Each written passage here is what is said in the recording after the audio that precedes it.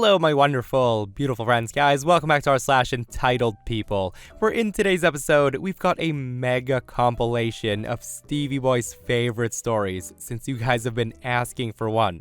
We've got Karens calling 911 on themselves, throwing tantrums in stores, airplanes, public places, attacking people. Oh my goodness, the entitlement is absolutely wild in this one. So yeah, if you've missed out on some episodes in 2025 and you're wondering about the craziest stories, this one's for you. So sit back, relax, and seriously, don't shake your heads too hard during this mega compilation. Guys, let's dive right in. So here's some quick background. I work in a county jail, and I'm the guy you want working the floor. I'm pretty good at dealing with and talking to inmates, and I'm even better when we're past the point of talking. That being said, every officer is required to work guard station at least once a month, even me. These stations are just dealing with public, answering phones, and opening and closing doors for people. On one such guard station shift, Karen storms in. She's the southern kind of Karen. Totally unkempt hair, ratty clothes, at least 5 missing teeth, and a criminal record that's largely drug-related charges. You know the type. So the woman marches into my lobby up to my bulletproof window. I hit the intercom and this following conversation ensues. I ask Karen, "Can I help you, ma'am?" She then says, "My son, Joseph, needs to be released right now. He has served his time and he needs to come home." Me, looking up her son on the jail computer, say, "Ma'am, he's got a hold out of blah blah blah county. He'll have to go to court and serve time there first." At that, Karen says, "No, he needs to be released right now. His time here is done. He can go to blah blah county after he comes home." Me, already over it, tell her, "Ma'am, this isn't a hotel where your son can come and go as he pleases. The law requires that he's in custody until he answers for all the crimes he's charged with. If I release your son, I will be fired and arrested. He's a criminal." Karen replies with, "Well, aren't you supposed to serve and protect?" I tell her, "Yes, ma'am, but your son was charged with 5 counts of domestic assault and robbery, and he has multiple felony charges in blah blah blah county. Keeping him in custody serves and protects the public." Hearing me say that, Karen loses it, and she says, "How dare you? I'll have you know that my son is actually a good boy, and he doesn't deserve this. And I know for a fact that other inmates are threatening him. What are you going to do to serve and protect him?" Me, suppressing a grin at this point, tell her, "Well, ma'am, I can go ahead and make an announcement to the other inmates to leave him alone, and that his mother called and said she's not happy with their behavior. I'm sure that won't put him in any danger. Should I go ahead and make the announcement right now?" Karen just says to me, "Are you getting smart with me? I demand to speak to your supervisor." And me, knowing that Sarge is about the last guy you want to piss off, tell Karen it would be my pleasure to let you speak to my supervisor. So Sarge arrives and he asks Karen what the issue is, and she rants and raves for 15 minutes, I kid you not, about how her boy is so sweet, how he's wrongfully incarcerated. She rants about my behavior and how her son's in danger and he served his time. She then concluded that if we didn't release her son, she would raise all hell in the lobby. And at this point, Sarge just raises his eyebrows in a look I know pretty well. It's a look that means, "I'm genuinely impressed you're this stupid." Sarge then says to Karen, "I remember you. You've been in jail before. I wonder where your son got it." She then goes off to rant again, and that's when Sarge cuts her off and says, "You so much as fart in my lobby, jail cops is going to arrest you on disorderly. Your son is going to pay for what he's done on our schedule, not yours, and certainly not his. You are now going to leave my jail and never come back. If you ever come here again, you will be charged with criminal trespass. Now why don't you go outside and play hide and go F yourself?"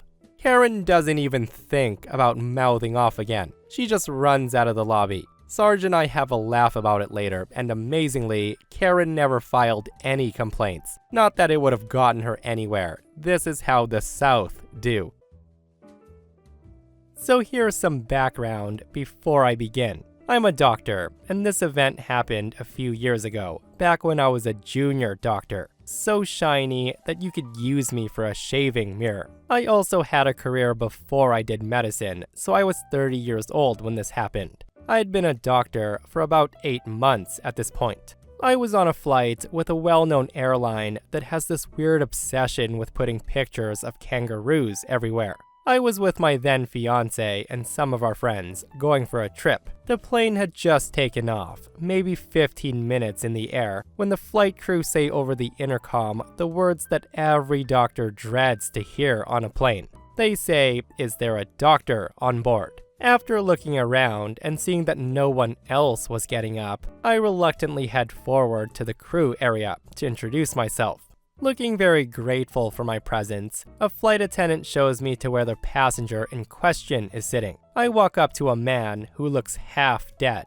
Thankfully, the guy's got a medical alert bracelet and he's still conscious enough to tell me exactly what's going on. The man has Addison's disease, an autoimmune disease affecting the adrenal glands, and the guy feels like he's having an adrenal crisis. Basically, the guy's in shock due to lack of hormones the adrenal gland secretes. This is normally managed initially by a hydrocortisone injection, followed by several days of care in the nearest hospital. Unfortunately, he didn't have the right documentation to be able to bring his auto-injector on the plane, so it's in his checked luggage. I thought to myself, crap. So I tell the flight attendant to inform the pilot that we need to get this man to a hospital as soon as humanly possible. Another flight attendant was in the process of talking to an on-call medical advice service for airlines in emergencies, and the doctor on the other end agrees with my assessment, so the plane turns back, heading to the airport where we just came from. I have a conversation with the on-call service, and boring doctor conversation happens. I then get given a plan for the patient on the plane, which is awesome. The aircraft had a surprisingly well-stocked first aid kit on board, so I begin administering fluids to my new patient while all of this is happening. As I'm doing so, a woman, the Karen of the story, comes up, and she introduces herself as a nurse, showing me her work badge. And don't ask me why she had one on the plane, I have no idea. I just thought to myself, great, the extra set of experienced hands will be useful. I then ask her to start the fluids once I get a line inserted into the patient, and tell her to recheck his vitals in a few minutes to see how he's responding. The flight attendant who initially took me to the patient then tells me the nurse will handle it from here, and that she would like me to return to my seat. I just thought to myself, okay, that's weird. Her demeanor's a bit off, but I never noticed it at the time. But there's nothing else I can do for the guy with the onboard resources. We don't have the drugs he needs, and the nurse was perfectly happy to stay with him and alert me if anything goes downhill. So I head back to my seat, thinking I've done a good job. Not too bad for a shiny new doctor. Fast forward 20 minutes and the plane's landed again, and we appear to have gone to an empty gate somewhere away from the main terminals. This is when the same flight attendant comes up, and she asked if I could please go and speak to the paramedics at the front of the plane as they board. I tell her, sure thing. So I head up to the front of the plane, where I'm met by two very serious-looking police officers. One officer says, "Sir, would you mind stepping off the plane for a moment? We would like to have a chat with you." I think to myself, uh-oh, what did I do? I of course comply and step off the plane, after which I'm taken a 2-minute walk away from the plane and put into an office. One officer then says to me, "Are you aware that impersonating a doctor is a serious offense?" I of course ask what this was all about, and I'm told that the cabin crew called ahead to say that a medical student was impersonating a doctor on the plane, and he was treating a patient on board the aircraft. They then ask for my ID and any documentation I can provide to prove I'm a doctor, and there's a slight problem. While I can provide my registration number, my passport, my wallet, my ID, everything is in my carry-on bag under my fiance's seat. One officer steps out to talk to someone, I assume to get my carry-on off the plane, while another officer continues talking to me. I later found out that the nurse who helped me vaguely recognized me from somewhere. I had been on placement at her hospital as a medical student the year before, and she told the flight attendant that I'm not even a doctor like I said, that I was nothing but a medical student. Rather than talk to me about it, they just assumed the nurse was right, and they took steps to separate me from the patient. I was so focused on the patient that I never noticed the change in body language from the cabin crew, or really took notice of the oddity of asking me back to my seat. Then again later, when they lied to me to get me to exit the plane quietly. The officer who stepped out came back after what felt like half an hour, and through some police magic was able to somehow verify who I was and that I was actually a doctor, but they hadn't thought to speak to the airline at all about my belongings. They then let me go and take me back to where the plane was. The only problem was the plane wasn't there. They refueled and they had taken off again. So now I'm stuck in an airport on the wrong side of passport control, without any form of identification, no home key, no money, no phone, nothing. I hadn't been able to speak to my fiance or any of my friends, so they had no idea what was going on. From their perspective, I just vanished, and no one would answer their questions throughout the entire flight or after they landed.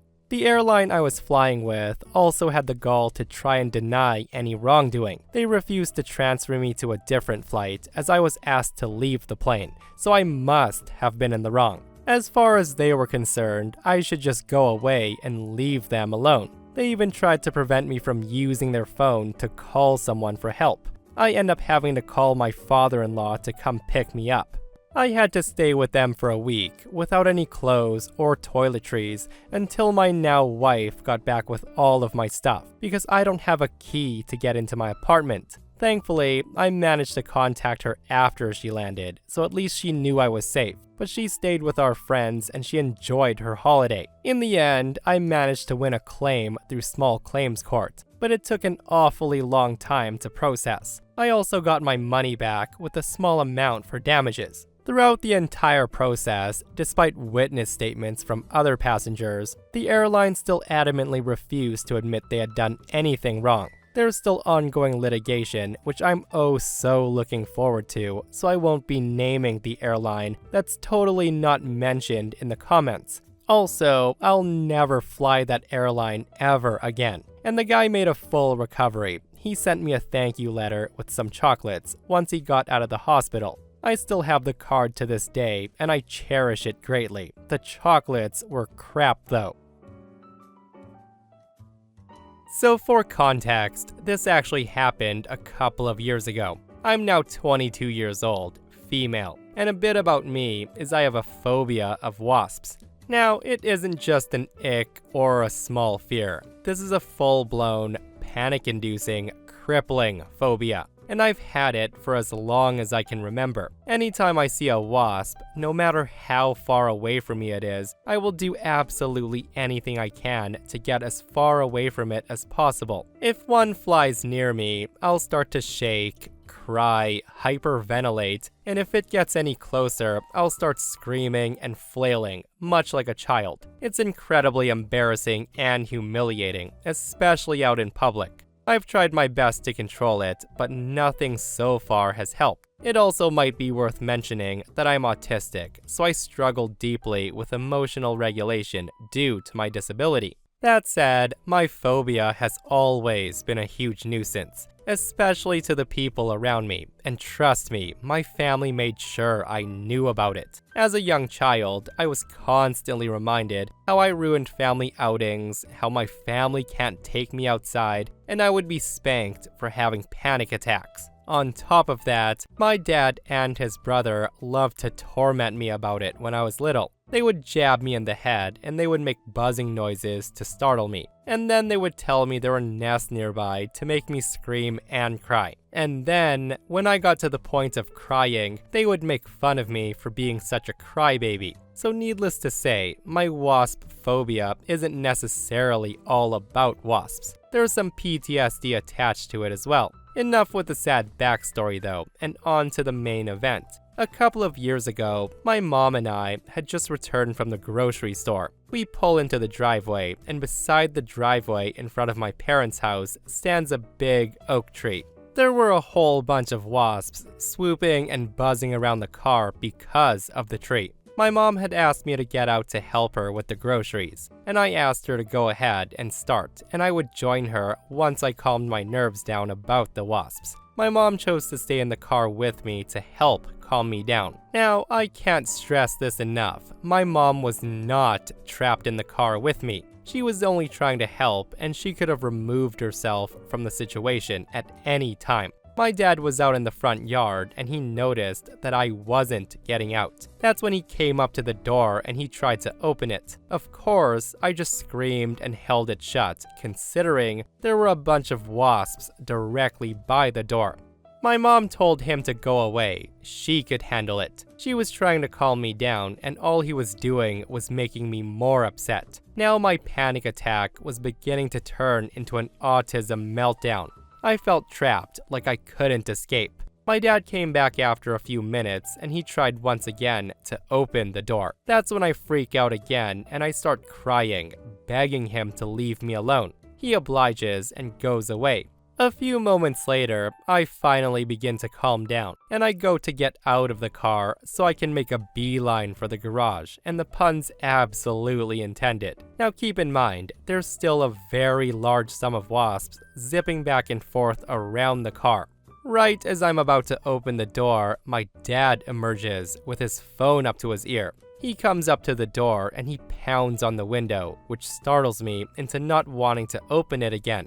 He then forces the door open, and that's when he informs me that he's calling the police to have me forcibly removed from his car. This of course terrifies me enough to immediately get out of the car. I burst into tears, begging him to hang up the phone and to not get the cops involved. As I jump out of the car and run into the house, the wasps obviously forgotten. I was beyond embarrassed and humiliated. I felt like a child. My mom was livid, and I could hear her yelling at my dad as I ran in. I locked myself in the bathroom, feeling like I was going to vomit. My dad pounds on the door, and that's when he tells me it's my fault he called the police, and that I deserved it, and that I was gonna be the one explaining to police why I was too wimpy to get out of the car he owned. The police actually arrived about half an hour later, and I had to embarrassingly explain the situation to them. It was one of the most embarrassing moments of my life, and the only good part about the whole ordeal is they weren't impressed with my dad at all. In fact, one of the officers actually scolded him. I didn't respond to my dad at all for 2 days. After a couple of days of the silent treatment, he told me that if I wanted to treat him so badly for being a loving and caring father, that I wasn't allowed to have privileges in the house anymore, and that he was taking my car away. He was essentially trying to lock me down like a child. Given the fact that this was a tactic he'd been using my whole life, I gave in to him, and things went back to normal, if you can even call it that. My dad even bragged that because of him, I was less wimpy after that. Whatever that means, because I'm still scared crapless of wasps. I've since moved out, and I'm far away from that situation. I still can't believe anyone in their right mind would call the police on a person who was having a moment of distress, especially considering that I wasn't hurting myself or anyone else. My mom wasn't trapped in there with me either, like my dad tried to claim to the police. She had free will to leave the car at any time. So yeah, long story short, my entitled piece of crap dad was so desperate for a power trip that he came down on me with an iron fist about a situation that he wasn't involved in or asked to become involved in. His house, his rules, as he would always say.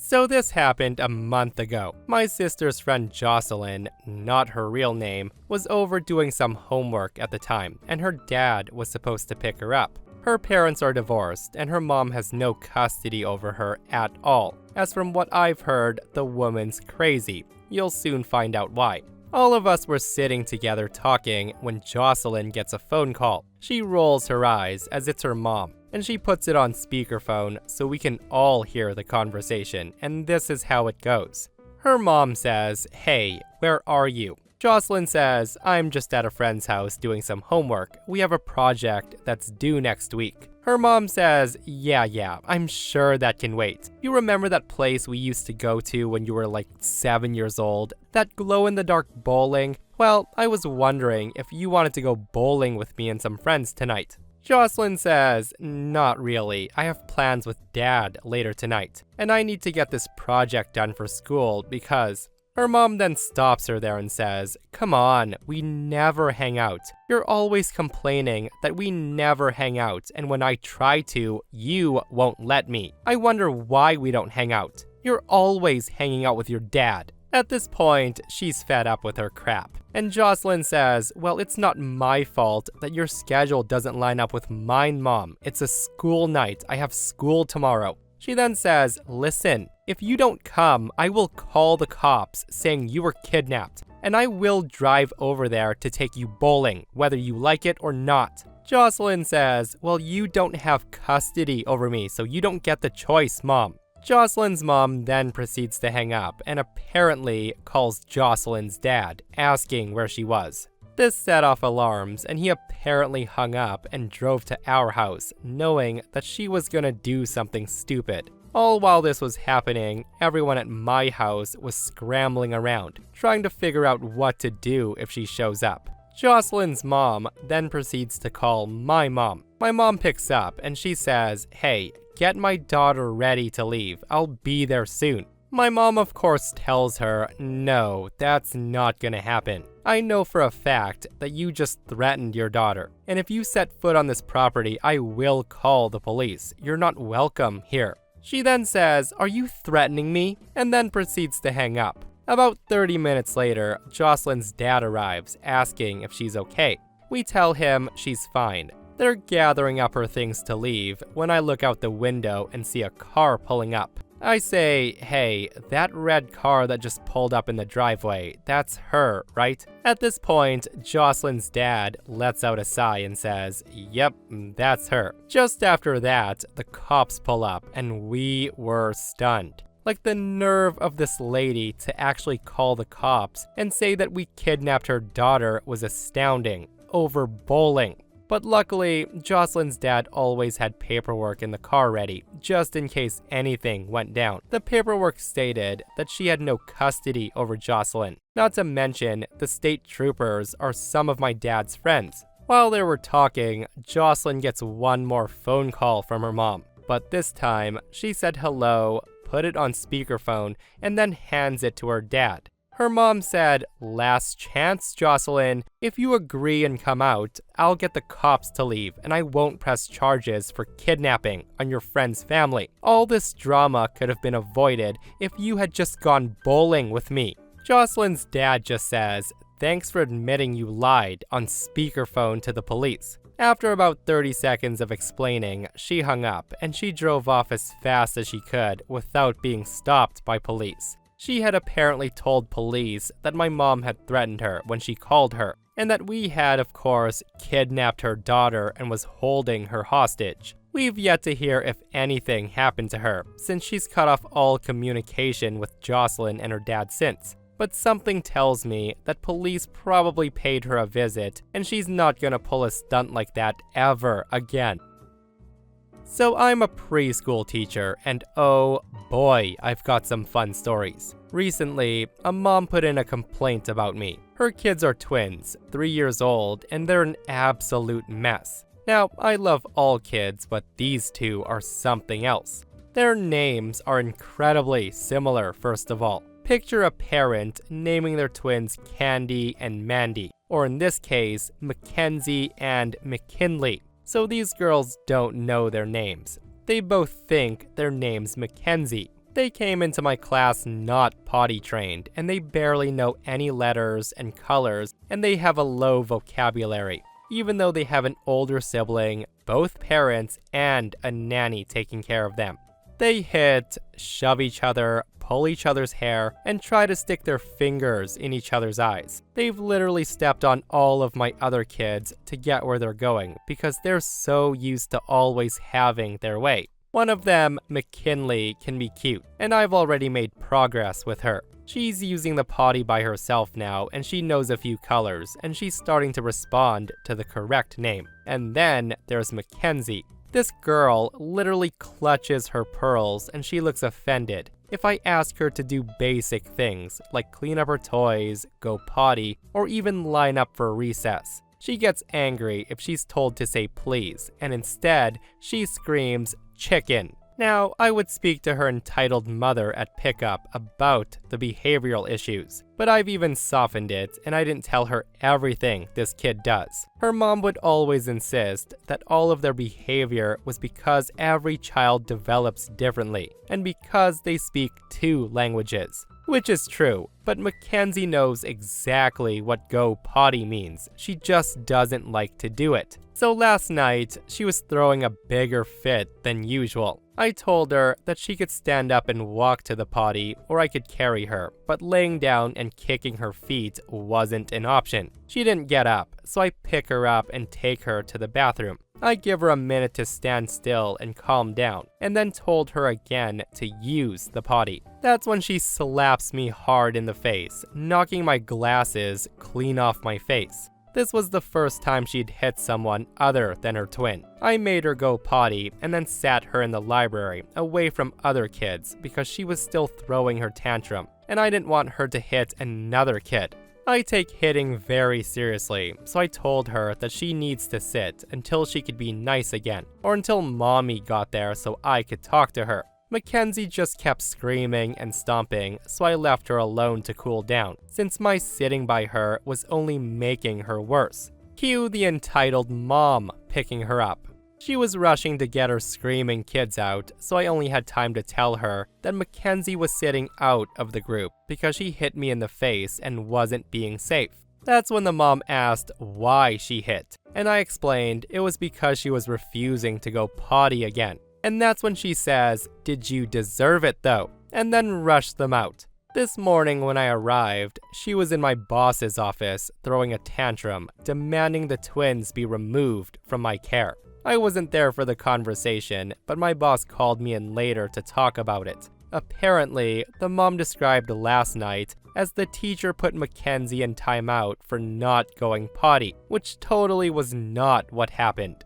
I was on the verge of a panic attack all day because I didn't know what was going on or what I'd done wrong. My boss was fine with it once I explained, just told me to make sure I'm conscious of how things look to parents when they pick up their kids. The twins were moved to another preschool class, and at the end of the day, I overheard the teacher crying to the manager, because apparently, Karen had complained about her too. The woman can't handle her kids getting any kind of discipline whatsoever, but unfortunately, schools have schedules to keep, and we can't keep spending 45 minutes waiting for your child to, quote, decide to go potty on her own. When she first enrolled them, she asked my co-teacher if we could spoon feed them. They're in preschool. Their classmates speak in full sentences, draw detailed pictures, can count to 30, say the entire alphabet, and some can even write their names already. I'm so hoping that that woman just pulls them out of school, because if she tries to put them in my class again, I'm not taking them. So I used to work at a cell phone carrier storefront. I had been there for 5 years. I was the salesperson of the month multiple times and always had good numbers. I had a boss who was brought in as the store manager as a part of a college new hire program, despite many in-store employees being way more qualified in cell phone sales for 15 plus years. Eventually, after she ran off many of the veterans, I was left to open the store one morning by myself. While the manager was on the floor greeting people, she had the biggest hard-on for micromanaging and always would stand over my shoulder being critical of how long I would take with each customer. She didn't have any work experience, so there's that too, and she would never open her own register. When this happened, I had about a dozen different customers needing help. and they were all lined up waiting and pissed. That's when my boss comes over while I'm trying to go as fast as possible, and she says to me, "You're taking too long. You need to move faster." This is when I explain that each customer has specific needs, and I must make sure that they're completely satisfied to avoid a bad review call and get written up again. When she came in, she implemented a new policy where she would replay all of our call reviews in team meetings, where we all got to listen to customers tell us how horrible we were and even assault our appearance. She didn't take a hint, so I turned around and I asked her to come with me for a second to the back. She followed me and she immediately said, "What's the deal?" I said to her, "I think I'm done here. I can't work like this." To which she said, "If you leave, you know you can't come back, right?" To which I simply said, "What a poor choice of response." I then took out my store keys and handed them to her, much to her surprise, and then walked out of the store. I turned around, leaned on a public rail, and watched through the window as she tried to deal with all the customers while I just smoked a cigarette. She then went to the back, pausing helping the customers, and she called the cops. She then tried to tell them that I was loitering and wouldn't leave. She also told them that I was harassing the business and customers. Basically whatever she needed to say to have them come arrest me. The cops arrived and they found out the truth. And then they told her that I was doing nothing wrong and that I was allowed to be there on public property. As she rolled her eyes at the police, I remind her that she's taking way too long and the customers need her. I watched for another 10 minutes and then left. F that. I may be petty, maybe, but she could F right the hell off. So I've shared a few stories before, but this may be the dumbest with nearly the biggest consequences. And this all started because I was bored earlier this week. I was in a meeting about an important but highly complex subject that involved people from the government, local authorities, health, and the charity sector. A few hours in, a hiatus was called, and I took this as an excuse to go check to see if I had enough time left on my parking meter, which really means I'm just gonna nip off site to have a cigarette. So I dutifully did go and check my car, and I wander across the street and lit up. I'm standing on the sidewalk, having a smoke, and flipping through my little meeting notepad when a young, angry man comes marching towards me. The guy says to me, "What's your problem? I was only here for a minute. I was only dropping something off. What are you going to do about it?" And before I can answer, the guy says, "I want you to get on your damn machine and cancel the ticket right now." Confused, I say, "Listen, I didn't do nothing to no one." Now, I have to say that I probably wasn't helping the situation. I did mention that I was bored, and as it happens, I've had a rather difficult couple of weeks. My response to this pressure is to be silly. The young angry man was not impressed, as his finger was now rather too close to my nose for comfort. He then says to me, "Where do you get off? You think you have all this power. Well, I'm going to show you. You don't know who I am or what." I then stop him right there and I say, "Hey,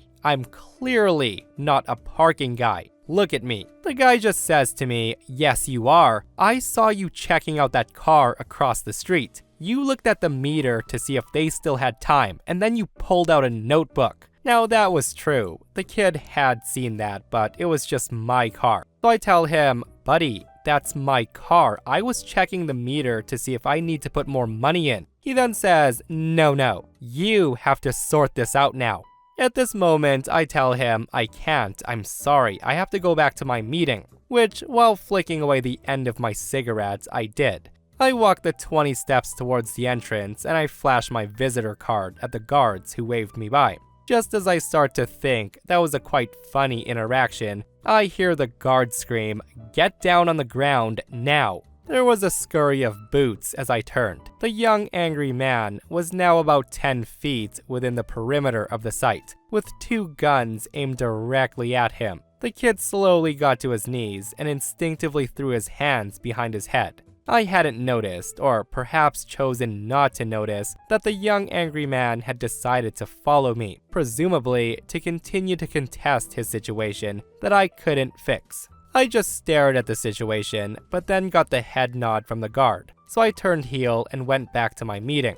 An hour or so later, I had a rather embarrassed admin aide waiting for me. She asked extremely politely if I would mind following her, as I was led into the depths of this governmental building. As we turned the final corner, I realized why I was there. The young angry man was now the young terrified man, in a holding area marshaled by more armed guards. I was immediately met by the chief of security, who I happen to know quite well. He says to me, "I'm sorry to bother you, but this young man claims that you gave him a parking ticket, and that's why he followed you in here." I reply, "Sort of. He seems to think I can give parking tickets." The chief says, "Are you serious?" So he's telling the truth. I respond, "Within reason." He then says, "Okay, we'll process him." On this rare occasion, I can actually tell you the fate of the young man. He was let go with a severe warning to not trespass on government property again. He was escorted to his vehicle and strongly suggested that they would rather not see him ever again. So here's some background. I'm a plumber and I'm only 18 years old. I went to a trade school for high school and I came out with a full-time job as an apprentice. And this happened about 5 months ago and it still has me effed up ever since. I was working in a 4-story building inside the city and there's only one elevator, which we weren't allowed to use because of the companies that worked in the building itself. And then only one spiral square staircase, which is needed for later. My journeyman and I were wrapping up our day and we were packing up everything. As the younger guy, I was sweeping and taking the loads back down to the truck to get ready to leave. And on one of my last trips, I was only taking a trash bag and a few of the hand tools I hadn't grabbed yet. I'm in my normal work clothes, but my boss isn't strict about wearing company clothing, so I'm only wearing my Dickies pants and a beat-up sweatshirt with no labels. I start walking down the stairs with the trash bag from the 4th to the bottom when a worker from the 3rd floor walks out with a trash bag. I briefly walked past, just finishing my day, when the woman scoffs at me. Me, being the kid I am, turn around and say, "Oh, I'm sorry, I didn't see you there. I didn't mean to bump into you." And I continued down, and that's when she said, "Here, take this. I have a call I need to get on."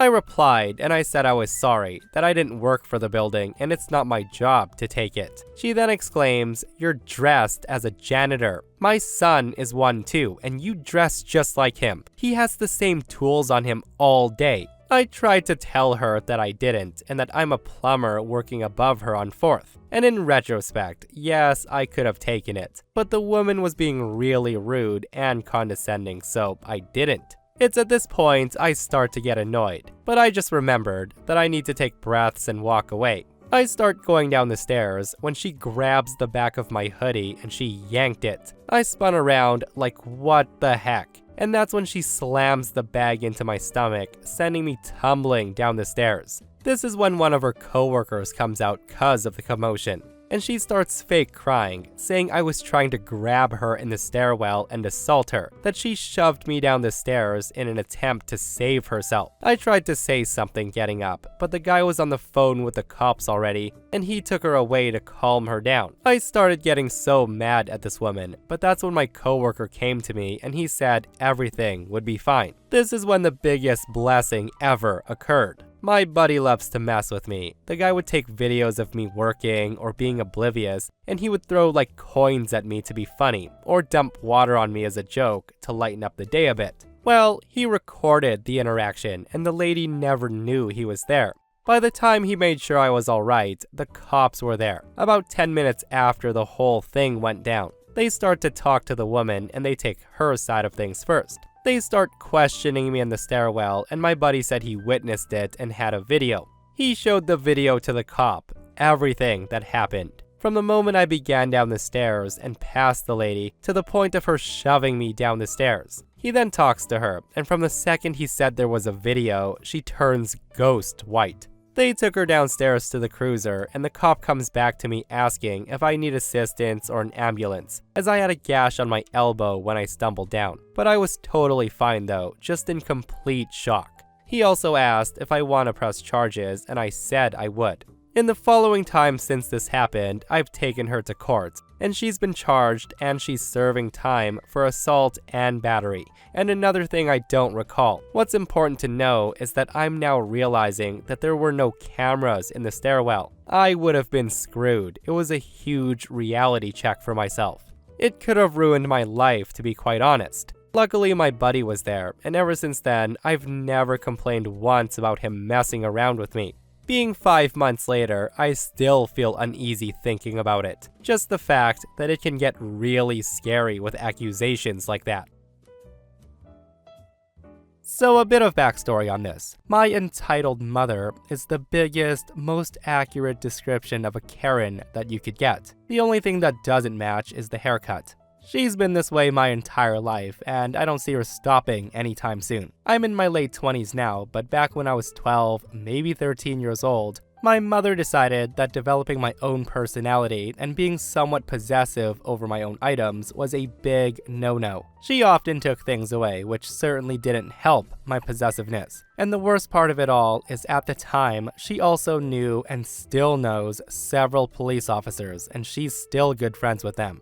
Anyways, one day, when I was 13 years old, she gets the bright idea of let me traumatize my child by having a uniformed, off-the-clock police officer come yell at them. I was hardly a teenager and certainly had never done anything wrong. I had never even been threatened with juvie since I was well-behaved and laid back. But being the entitled mother she is, she needs to make sure I obey her. On this day, I was doing some homework. I was working hard on getting an assignment done for class that was due the next day. So my mom calls me to take the garbage out, and in my household, whenever she asked us to do something, we had to do it right away. There was no in a bit. Well, I told her to give me 10 minutes to finish up what I was doing, but she took that as I was being disobedient, and in her household, nobody is allowed to disobey her. So what does my mom do? She calls her police friend, who shows up in full gear, and for a solid 15 minutes, I was being talked down to in a very condescending manner, and I was repeatedly told how if I didn't obey my mom, that I would grow up to be a bad kid, and jail will be guaranteed. Also, I had a bright-ass flashlight in my face the whole time. At the time, of course, I was terrified. The guy just kept threatening to bring me to juvie and having this on my record. The guy then left, and my mom gave me the speech of don't let this happen again. My mother's been the same since, if not even worse as I've gotten older. As a side note, I would also like to say that this is not the only time she decided to do this.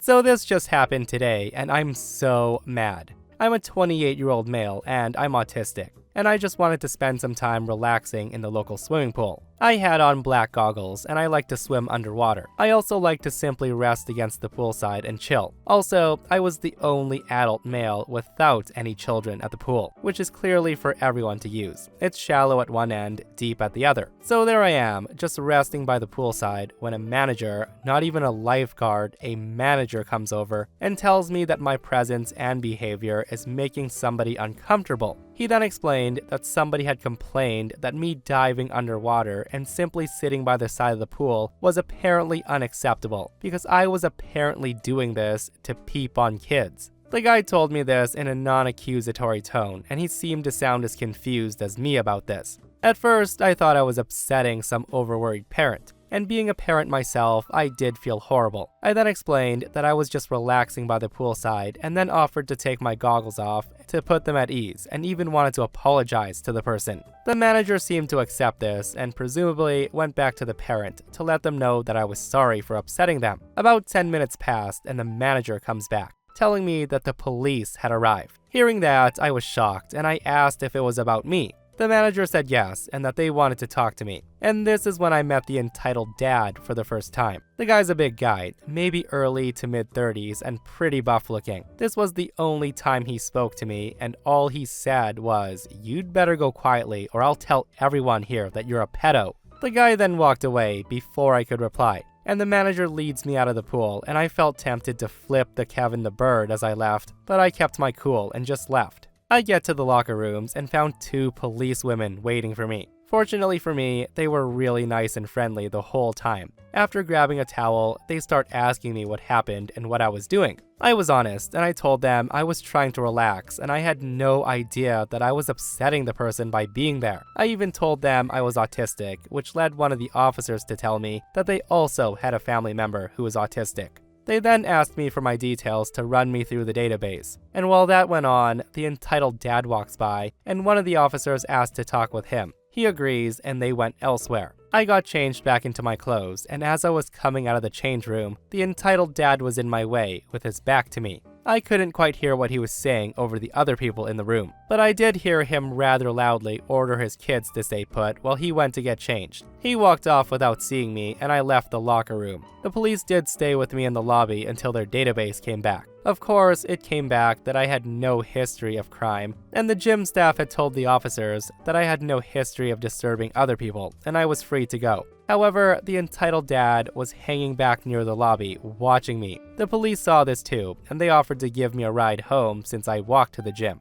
I accepted, since I was pretty shell-shocked by the whole ordeal, and I was worried the guy would try something on the way home. All in all, this was a really scary experience, and I'm still shaking typing this. I'm just glad the manager and the police were professional enough to let me speak my piece. I should also mention that there were other parents in the pool who did not care about my presence. Another dad and his kid were playing right next to me, and the guy didn't care. A long time ago, when I was attending university, I worked part-time at a baby boutique that sold really fancy baby items. It's a small store owned by a local family. The return policy was as such. Refunds are credited onto a gift card or exchange only. Now, I know it's not the most accommodating return/exchange policy in the world, but I didn't make the rules. Refunds were only issued by the owner at her own discretion. That said, now to the story. One day, a lady comes in and she has tears pouring down her face. The woman's carrying 2 baptism/christening outfits that she purchased a few days ago. The woman tells me that she has to return these outfits because her babies, twins that she bought them for, had just died in the hospital and she needs a refund. Now, hearing her say that, my heart just about leaps into my throat, and tears start coming down my face as I feel so horrible for this mother. I ask this woman for the receipt, and she says, I don't have it, but you know they're from here because you guys are the only ones that carry this brand in town. So I'm like, yes, you're absolutely right. I'm so sorry for your loss. Let me process this.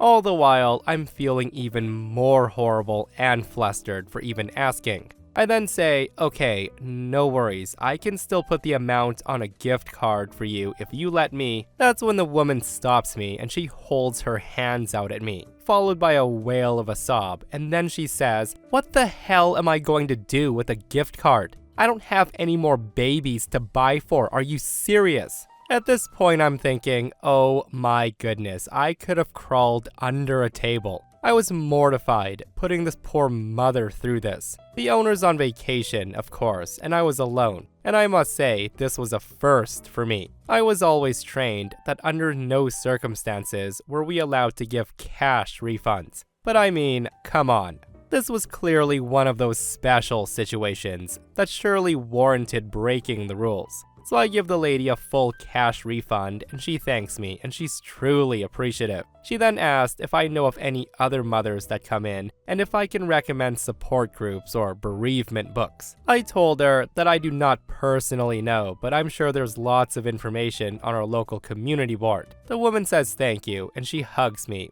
and feeling like I did a good deed, I hug her back and tell her take care. When my boss returns from vacation, I tell her everything that happened. I was confused that her reaction was a little unfazed. My boss then walks to the computer and she does a little inventory check. And she finds out that these items were not actually purchased. Like, they were showing that they were still in our store. In other words, this lady stole them and she got a cash refund. My boss was able to confirm via security camera that this was true. In the end, there were no dead babies, just a stupid sob story, and I feel like an idiot. So I work in a store which sells bath bombs along with a lot of other things. We often demonstrate the bath bombs in our sinks, especially for kids, and they always love it. The rule is it's one bath bomb demo per customer/group of customers. We only have 2 sinks, and on this particular day, we had just done a demonstration in one of them. There were a bunch of kids crowding around and watching it fizz and change colors. It was light and dark pink. That's when a little boy of about 7 years old and his mom enter the store. Immediately, this kid rushes over to look at the bath bomb, and he announces very loudly that he hates pink and that the bath bomb is bad. I of course try to be nice, and I pull out the little basket with the wasted off bath bombs. The basket's full of chipped or damaged ones that we can't sell anyways. I then tell the boy to choose a color that he'd like better, but that's when the mom criticizes me for trying to sell her son damaged goods. I then explain that this was just for a demo, and a chip out of the bath bomb isn't going to affect the way it looks in the water, but the mom's not having any of it. It's not worth fighting over, and we do have a budget for it in case people want to see a specific bath bomb that hasn't been wasted off. So I tell the boy to choose a pristine one from the shelf. I also tell him to pick carefully because he only gets one. The boy chooses a bath bomb which smells nice, but it just turns a soft white in the water. So I suggest that maybe he choose a more colorful one, and then explain that this one's not very impressive. He then glares at me and he shrieks at the top of his lungs, "No, you can't tell me what to do." And I want to note, he said it very loudly. At this point, I was kind of flustered. The other kids near the sink were all staring, and a lot of the adults in the store had turned around. So I just let him put it in the sink without trying to persuade him out of it. As expected, the water just goes white, and the kid is not happy. The kid then starts yelling that it's boring, and he starts screaming that he wants another one. And that's when his mom demands he be allowed to put another one in. I explain that we only have 2 sinks, and now they're both full. I also tell her that each kid is only allowed one, so that the most people possible gets a chance to see them. Of course, the woman ignores me, and she tells her son to go get another one off the shelf. I tell her again that I'm sorry, but he won't be allowed to put another one in. She then tells me that I'm being stingy, and at this point, the boy's running up and down the rows of bath bombs trying to choose one. That's when one of my supervisors comes over and repeats exactly what I've told her, and the mom says it's my fault for not telling her son that the white one sucks, despite me telling him exactly that a minute earlier. The kid then comes running back with the blue bath bomb, and my supervisor tells him sternly that he can't put it in the sink. The now clearly demonic mother then accuses my supervisor of taking a tone with her son, and she demands to see the manager. Normally, we have pretty reasonable people in the store, and a request like this is very rare. So my supervisor just awkwardly walks away to get the manager from the office. Hearing her say that, I instantly tell him that he's not allowed. But the kid just throws the bath bomb into the already used sink before I can stop him. Now, bath bombs are meant to be placed in the bath gently, so when the kid hurls it, the water goes absolutely everywhere, including all over the other kids standing at the sink next to it. Understandably, they all start screaming for their parents, so I begin grabbing paper towel to help them get the water off their faces and clothes. I'm furious with the mom, but I can't pay attention to her, as I, along with their shocked parents, are trying to console the other kids. And as we're drying them off, I hear the absolute demon lady say, "Oh, well, that's not very impressive either, is it? Who buys these things? Let's see what another one does." And in that moment, I've never wanted to physically fight a customer before, but I got really close then. The entire debacle ends up with my manager getting into an argument with the mom over making her pay for the second bath bomb. The mother was of course screaming at the manager and refused and tried to leave the store. My manager eventually won by telling her that if she didn't pay, the shopping center security would have to be called. On the way out, the kid knocks over a whole display by the door, followed by the mom scoffing loudly. They were of course banned from ever coming back. I worked at a small marina on a lake during the summer from when I was 17 all the way until I graduated and moved away. For the most part, it was the summer job that every high school/college student dreams of. My boss was super laid back, and most of my customers were super rich, nice retirees that tipped well. And if there were no customers, I could read, mess around on my phone, swim in the lake, etc. To this day, it's the most enjoyable job I've ever had. For the most part, my customers were in a good mood when they came to get gas for their boats. I can count the number of irate/bad customers I've had over the course of 6 years on both of my hands. That said, this customer is the only one I've ever had that tried to get away without paying for gas, and it doesn't end well for him. So I was manning the marina by myself that day, and it was still the off-season, and we were only open on weekends. Most people were just starting to take their boats out of storage, and business was super slow. It was near closing time, and I had a whopping total of 3 customers come by over the course of the whole day.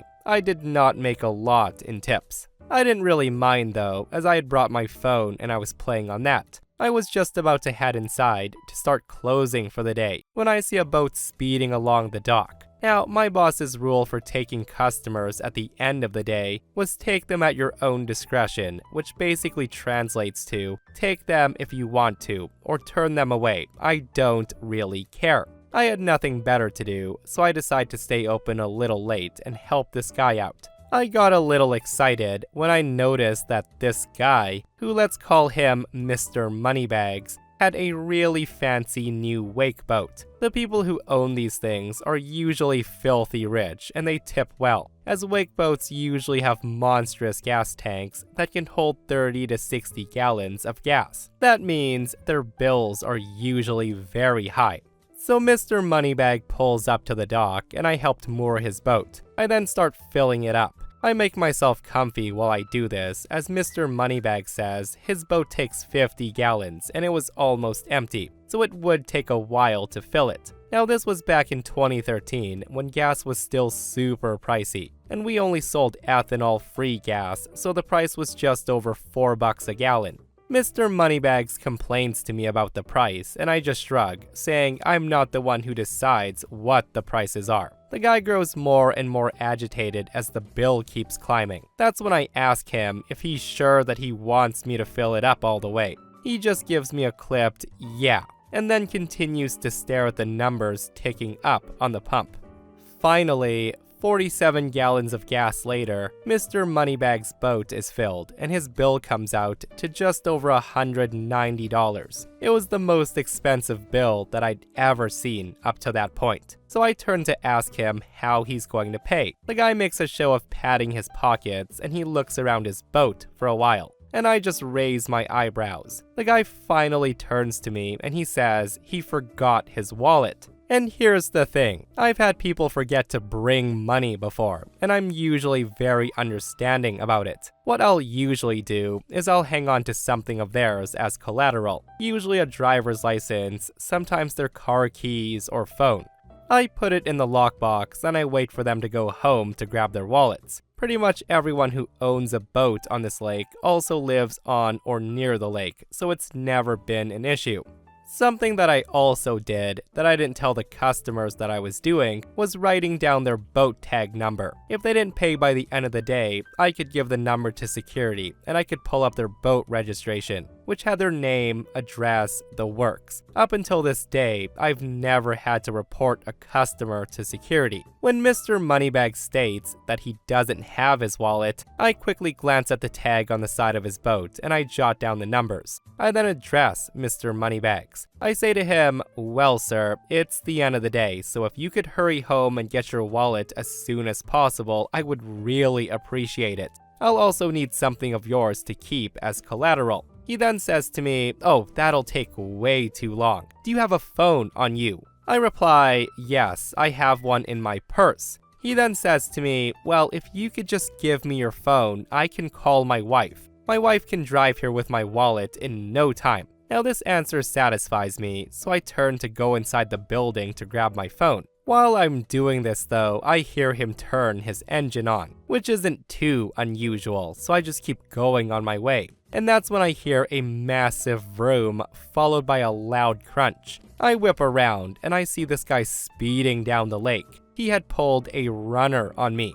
But because this man's apparently an idiot, he also forgot to untie his boat from the dock completely. The guy got the rope off the cleat next to him, but he had forgotten about the one tied to the back of his boat, which I left some slack on. Now normally the cleats on the boat would lose in this situation, or maybe the rope would snap, but our dock was super old, crappy, and it was a splintery mess. So instead, the cleat that was nailed into the dock got pulled completely free, along with an enormous chunk of wood. There was also a huge crack running down the length of the plank. This dumbass was now speeding down the lake with a piece of dock dragging behind him. There's not much I can do about Mr. Moneybags now, so I go inside and call the police, of course. I give them the tag number, along with a description of him and his boat. I also mention that he damaged the dock and he owes almost $200 in gas. They thank me and they say they'll get right on it. I then text my boss what happened and I send him a picture of the freshly ruined dock.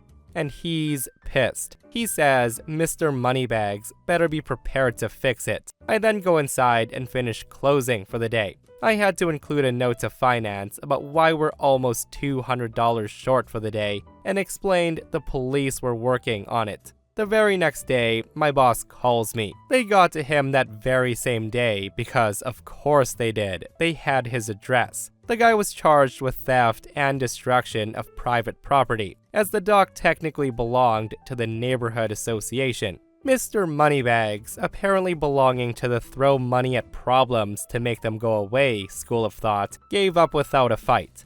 He would end up paying what he owed for the gas, and he also ends up having to completely replace the dock he damaged. He's also banned from registering the boat on the lake. It was either 10 or 15 years, I can't remember. The marina was closed for 3 weeks while the dock was being rebuilt. I returned to work after that to admire our brand spanking new dock. The new dock's planks were composite instead of wood, and we got brand new pilings too. No more splinters. The new dock cost the guy a little over $8,000. And to this day, I don't understand why a guy with so much money to throw around got so agitated about paying $200 for gas for a boat that must have cost him well over $60,000. So I've sank the last 3 years of my life into the rental car business, literally doing everything from a management point of view without all the fun benefits, which also includes dealing with the crazies who expect us to know every little detail about their life. So at this airport, the rental counters are located directly across the baggage carousel, so people get their bags, get their car, and they can be on their merry way. Our counter has 2 lines, one for normal customers and one for club members. Some customers are more priority than others, with different tiers within said priority. Then we have the top of the chain, holier-than-thou exclusive corporate customers. Typically, they require at least an 8-hour lead time to ensure we can provide not only the right car for them, but also have upgrade options available to suit their needs. It's 10 p.m. and the last flight for the night has just released. Several customers are in line and I'm processing them as fast as I can. It's late, everybody's tired, so instead of the usual in-depth process to try to make a sale, I'm going bare bones. Coverage? No. Bigger car? No. Cool, here's your Toyota. Have a good trip. All of a sudden, out of the corner of my eye, this guy in a suit pushes his way to the front of the line. The guy in the suit says, "I'm here for my car. Why isn't there anybody here to greet me?" I say to him, "I'm sorry, sir. As you can see, I'm in the middle of a rental. Do you have a reservation?"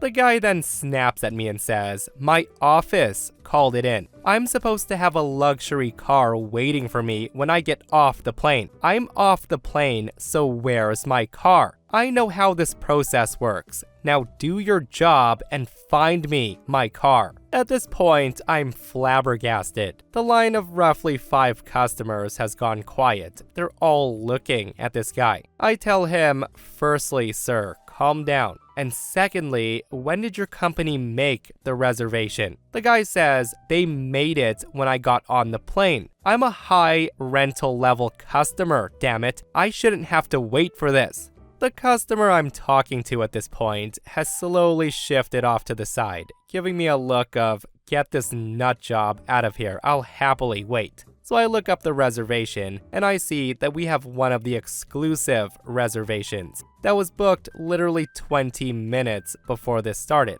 And I think to myself, great. I then say to him, well sir, it appears there was just some confusion with the reservation process, and it was just sent across, but if you give me a moment, I'll be more than happy to process this and send you on your way. He says, about damn time. A few quick keystrokes later, and this pompous jerk in a suit has his rental. A Chrysler 300. Low mileage, new vehicle, luxury car. I point him towards where the car is, and he takes his key and leaves in a huff. 15 minutes later, the guy comes in the door screaming, where the hell is this car? He then proceeds to throw the keys on the counter.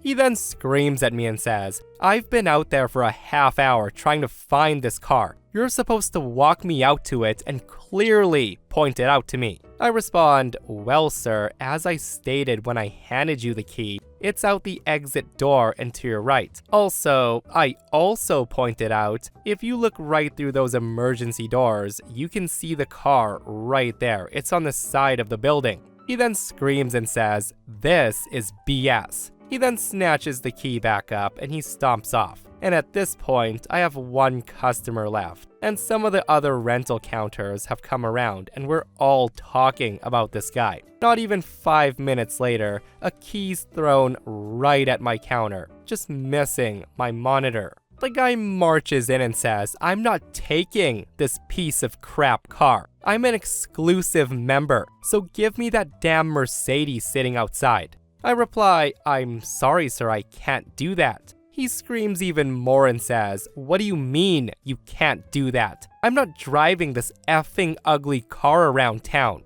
You're going to give me that Mercedes or I will have your job. I respond, so let me understand. You're refusing to drive the vehicle that I have available for you, correct? He says, it's about time you effing understood. To which I respond, excellent. I then start typing at my station, and at this point, somebody from the other rental counter has called security, who's casually standing back seeing what happens. I say, all right sir, you're all set. Have a good evening. He replies, finally, where's my key? That's when I tell him, oh no sir, you don't seem to understand. I went ahead and canceled your rental car for you. He loses it at this point and he says, what the hell do you mean you canceled my rental? I tell him, well sir, if you would have allowed me to explain, I can't give you the Mercedes since it's not our car, it's the other rental company's. It's clearly labeled as theirs as it's parked in their spot and everything. Second, I don't care what level of customer you are. You're not gonna walk into my place of business and speak to me the way you are. And finally, I provided you with a car with a 20-minute lead time, which is clearly against the terms and services of our rental car company. Yet you refuse to take said vehicle. Therefore, I will be terminating your reservation contract. The guy's of course steaming at this point, and he screams and says, are you kidding me? You're going to give me my car or else. Do you know who I am? I'm a district attorney. I put people in jail. I will put you in jail. Finally, at this point, security comes over, and they escort the ranting lunatic away. I promptly close down shop, lock up the keys, and get the heck out of there. So the moral of the story is when a district attorney wants something, do everything imaginable to give it to him, or he will put you in jail for something. Okay, so right now I'm feeling proud of myself for doing something wild. This past weekend, my wife and I decided to visit her family. They live in a much larger city than we do, and we go now and again to break up the monotony. On Saturday, my wife and her sister wanted to go shopping at one of the malls in the area. Not wanting to do nothing alone, I tagged along. At some point, while listening to their girl talk, I decided to go grab a bite, so I told my wife and headed to the food court. At this point, the lunch rush was still going on, so the place was fairly packed. I decided on Chinese, a place I've been to before, so I trusted the food was good. So I got in line to wait like anyone else. Now, this particular restaurant was pretty simple. It had 4 cashier lanes and grills behind it where you could watch the cooks make your order while you wait. But being a Chinese place, it took a lot longer than the typical fast food place, so the lines were moving slowly. While waiting, I start people watching the crowd to avoid getting bored. Nothing out of the ordinary until I noticed the dad with 2 boys a bit ahead of me in the line next to me.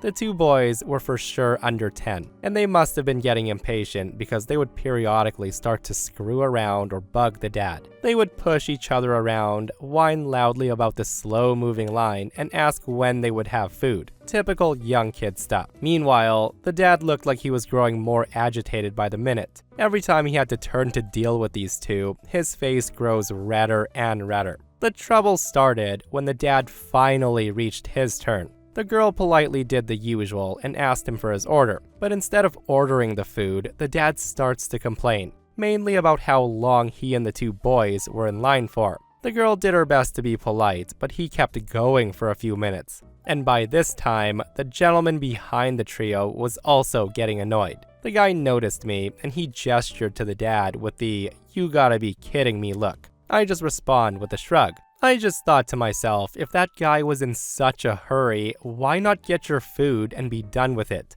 Eventually, the girl at the register was able to get the order. I was now second in place in my line and right next to the 2 kids by this point. I could hear the angry dad go into a tirade about the performance of the restaurant, and he insisted if it wasn't for his kids wanting Chinese food, they would have gone to a much better place. He then tells the girl how the Japanese place next to them was way better, but because it was currently closed, he had to suffer through this. It actually got to the point that the dad even starts to insult the poor girl behind the counter. At this point, the gentleman behind the dad and some others were getting involved, saying they're just doing their best, but the guy shoots back with the typical, "I'm a paying customer, so I can do what I want." The guy just kept going. The girl was obviously growing upset as the dad was bullying her, and I could start to see tears form in her eyes. The guy just wouldn't give her a break.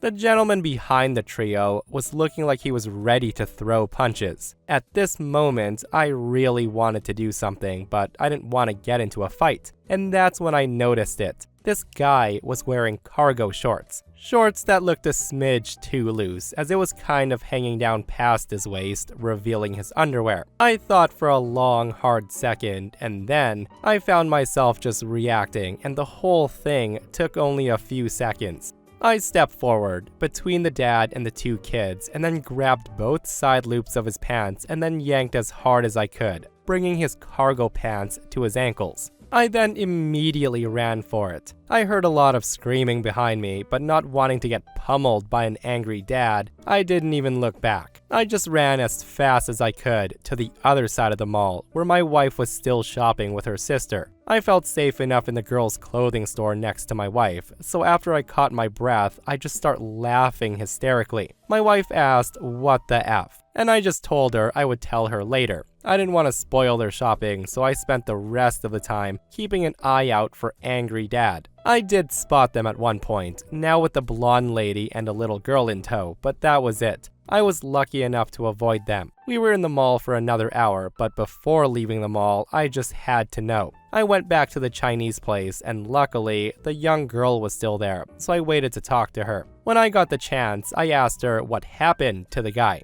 She told me that somebody yanked his pants down mid-tirade, and the guy who did the deed just took off. But the entitled dad couldn't catch him because he couldn't leave his kids behind and take off after a complete stranger. The entitled dad, being the official center of attention, just grumbled the rest of the time. He got his food, paid, sat down on the opposite side of the food court somewhere.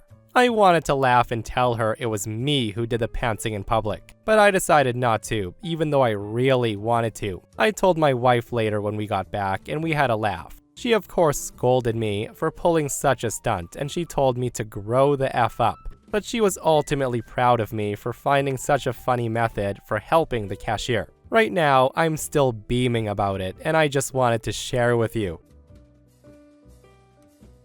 So this story isn't mine, but it's something that happened to my oldest brother a little before I was born. This came up while talking about entitled people with my mom, and I laughed so hard at this story I had to share it. This is about my oldest brother Andy, his encounter with this entitled and jealous boy, that boy's entitled mom, and the pure savagery of my mom and dad, and another contender later on. So with my mom being pregnant with her fourth kid, me at the time, they wanted to move into a much better house and new neighborhood. Anyways, they find a good house that can fit all of them in a good neighborhood close to my parents' work and the surrounding schools. It's the early 90s, so people check out the new neighbors. Now immediately, my brother Andy is getting a lot of attention from the girls in the neighborhood. He was 16 years old, tall, and he was the new face, and above all, very handsome. He got a lot of attention from the girls, not only in the neighborhood, but at the new school he was going to. And this did not sit well with this entitled, jealous son, who before my brother was the hot kid in the neighborhood. He couldn't stand that my brother was getting the attention. My mom also says what may have bothered him most is that Andy never even noticed. He just thought people were being nice as he wasn't seeking popularity. Well, the kid made it clear that he didn't like my brother, and he starts relentlessly harassing him on and off school. It started off with snide remarks, verbal harassment. My brother Andy just ignored it though, as he's the kind of guy who gave no craps on what people he didn't like said. This of course pissed off the entitled boy even more. So the guy starts getting physical, sometimes ramming into my brother, taking his things, and even at school, he would corner my brother and try to beat him up. And the thing is, Andy never fought back, not wanting to get in trouble for fighting back. But my mom did notice him getting quieter and more banged up than usual. My brother was also taking kickboxing lessons, so bruises weren't new, just never in the face. It was my older sister who then told my mom about the kid. My mom just kind of looked shocked, and she asked, why didn't Andy defend himself? To which my brother tells her, we get automatically suspended if we fight at school, even if it's defending ourselves. We're just supposed to tell a teacher. My mom asked, then why don't you tell a teacher? Andy says he also wasn't a snitch, and plus, it would probably up the bullying. And this is when my dad apparently shouts from the other room, so, you won't get in trouble at home, so just pop him one in the nose. You're a kickboxer, aren't ya? Andy still wasn't convinced though. My dad was one thing, but my mom, he didn't want to disappoint her or bother her with this, since she was about to have a baby and working a new job. She assured him that wouldn't happen, and if that boy got physical, it was okay for Andy to defend himself. And this is where it gets funny, you see. My dad was able to find out the kid's name from my older sister, and my dad's the kind of man who somehow is friends with like everyone. He knew the kid's dad and the principal at the high school. The kid was a football player, and he wasn't allowed to play at the next game. Well, the boy's obviously not happy, and he makes some plans to confront my brother. So he and his group of friends start trailing behind Andy, my older sister, and my other older brother one day. A crowd of kids start gathering because apparently the boy had spread the word that he was going to face off against my brother and beat him. The jealous boy starts smack-talking how he had to get my dad to fight his battles, while a crowd just gathers at our house on our lawn. My siblings try to ignore them and just go inside, but his buddies are blocking them from going anywhere. With my siblings held up, the boy takes his chance. He grabs Andy by the shoulder and starts wailing on him. Andy normally is not a confrontational guy. My sister and other brother are shouting, "Leave our brother alone." It's at this point, my older brother Josh, who's 11 at the time, tries to help Andy. Josh gets smacked in the face by this boy and told to stay out of it, and that was a big mistake. Andy just snaps at that point as he's been pushed around, harassed, and he's tired of this kid's BS, and no one picks on his family. So the boy and Andy go to town, but as mentioned, and what the boy didn't know, is that Andy was training in kickboxing, and he's been a kickboxer since he was 10, so yeah, he's winning and winning badly. The kid just starts sniffling and he's getting flustered, unable to land another hit. And that's when my mom comes out hearing the commotion. The crowd of kids is just silent and Andy just stares there wide-eyed at my mom. Meanwhile, the kid's smirking, thinking Andy's about to get in trouble. My mom takes one panning look at the crowd, then the frozen place of her son and the smug look on the kid's face. She then says this out loud. She says, "Kick his ass, Andy." The color drains from the boy's face. The whole crowd is silently staring at the pissed off pregnant mama bear. Just then, the kid's mom comes home and sees the commotion, and she of course is furious. She pulls her son away, doting on him while he's fake crying, saying my brother attacked him for no reason. She glares at Andy first, but then even more at my mom. She says, "You just let this happen? What the heck is wrong with you? Control your son." My mom screams at her and says, "Your son has assaulted and picked on my son for months. My boy was defending himself. If your son doesn't want to get into a fight, he shouldn't start them." The mom's of course red-faced and just glaring at my brother. She then says, "You need to apologize right now and I won't call the police."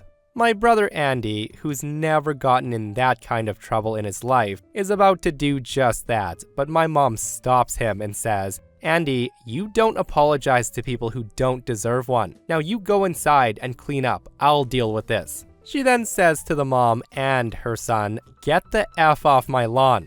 The mom gets all red-faced and she's about to say something more when my dad pulls up.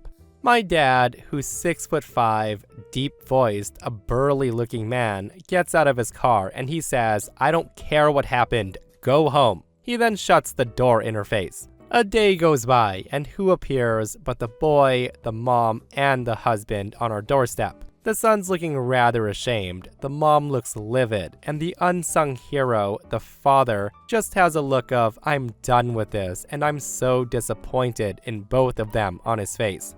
My mom answers with crossed arms, and my dad's coming up from behind, giving the other guy a wave. We'll call him Joe. And he's in the living room, just kind of sitting there. My dad then says, "Hey Joe, what's this about?" The husband then says, "Hey Paul, you gotta ask her." He then rolls his eyes at his wife, his hands in his pockets, as the woman just crosses her arms, staring my mom down. She then says to my mom, "We're here for an apology from your son to ours."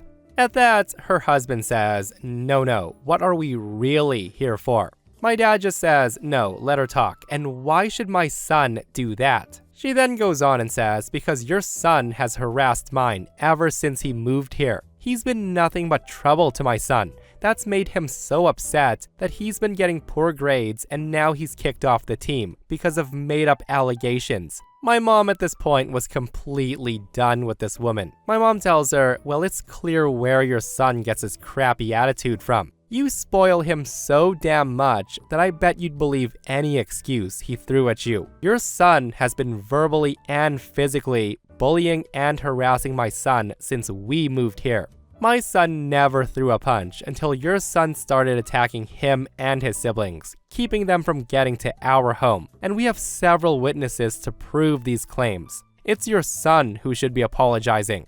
And frankly, so should you for ruining him like this, thinking he can do no wrong." The woman gets all flustered and red in the face, and the son is so shocked that someone's talking to his mom like this. But the husband just has enough and he stops her saying, "Yeah, I had a feeling that was the real situation." He then hits his kid in the back of the head and he says, "Boy, you'd better apologize or you can kiss your allowance goodbye for a month. And if I hear you pull this crap while I'm away again, it's going to be gone for good this time." The mom doesn't take this well and she says, "No, our son should not have to apologize. Why are you taking their side?" The husband then says out loud, "You know this isn't the first time he's pulled this, right? And I'm sick of dealing with it. You let him get away with anything while I'm gone, but no more this time." He then says to his son, "Now effing apologize, and I swear if I hear about this while I'm away again, I will turn my truck around and punish you myself."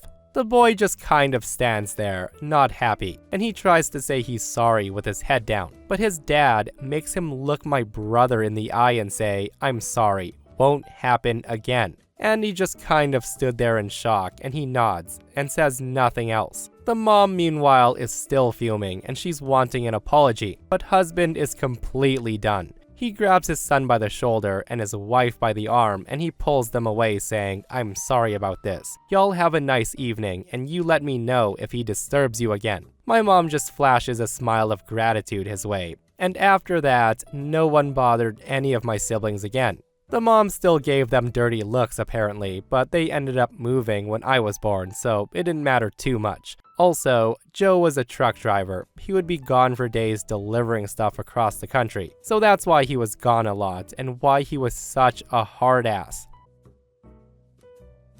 I live in a rural farming town, and this happened at the local feed store. Think like Tractor Supply, but a mom and pop owned version. On this day, I went to get my usual stuff. Chicken feed, dog food, etc. And I had my 5-year-old daughter with me. She's looking at the horse riding equipment as she's dying to start lessons. I walk over and we start discussing what she likes and what she needs to start when a lady comes over and she starts talking about horses. I admittedly know nothing, but assumed she was just an excited fellow equestrian who overheard my daughter and I. The woman then starts asking for recommendations on stuff, and I admit that I'm not an expert and that she might need to ask someone else. Hearing me say that, the lady gives me the dirtiest look. She then went on about how employees should be knowledgeable about their products. Completely oblivious to what she was hinting at, I give a polite chuckle and I say, "Yeah, the family that owns this place is great. They would be way more help than me." The woman again suggests that employees should be knowledgeable about their products in store, and she asked me for a specific type of rein. And I again suggested getting someone else, as I'm just here with my daughter picking up a few things. The woman then looks down at my daughter and then back up at me, and she says, "I didn't know the feed store doubled as a daycare. You shouldn't be allowed to bring such a small child to work. What kind of place is this?" Absolutely dumbfounded, I say I don't work here, and that I'm just letting my daughter get her excitement out by looking at the products in the aisle we're in. Again, I suggest asking an actual employee because the family who owns the shop is terrific, and they've been in business for decades. With a very snotty look, the woman says, "I know you work here. I've seen you here almost every time I come in. You must be having a day off, but you could at least help me." It's at this point I duck out of the conversation to chase my daughter who wanders off, and then I get checked out. As I'm leaving the store and giving county gossip with the clerk, who's a friend of mine, the Karen walks up to us and she starts complaining about how unprofessional I am and how even for a family business, small kids should not be allowed to join employees on their shift. Hearing Karen say that, the clerk looks at her like she's plumb dumb and then tells her, "Our customers are welcome to bring their kids in. I don't know why they wouldn't be allowed." The lady still doesn't get it though, and she huffs some more how we're lying to her. I just pick up my hay, get loaded in the truck, and as I'm driving off, the lady flips me the bird and she yells something about me. Probably nothing nice. I'm still confused how somebody who frequents the only feed store in the county that's been running for decades thinks there's some wild conspiracy going on about me working there. It gave me a good chuckle, though.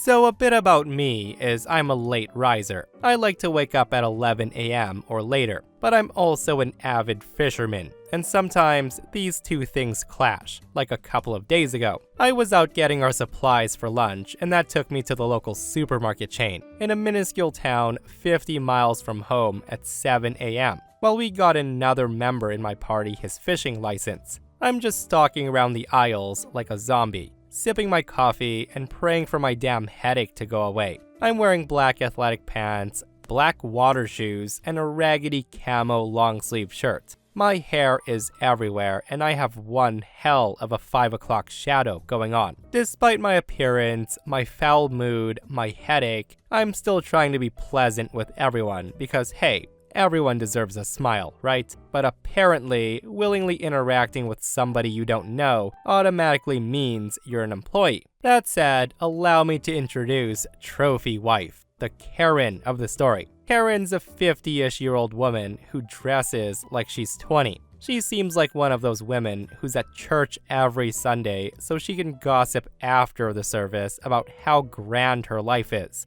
I'm also willing to bet that she has live, laugh, love in at least 10 places in her home. I'm just walking down the aisle when I hear, "Hey you, stop."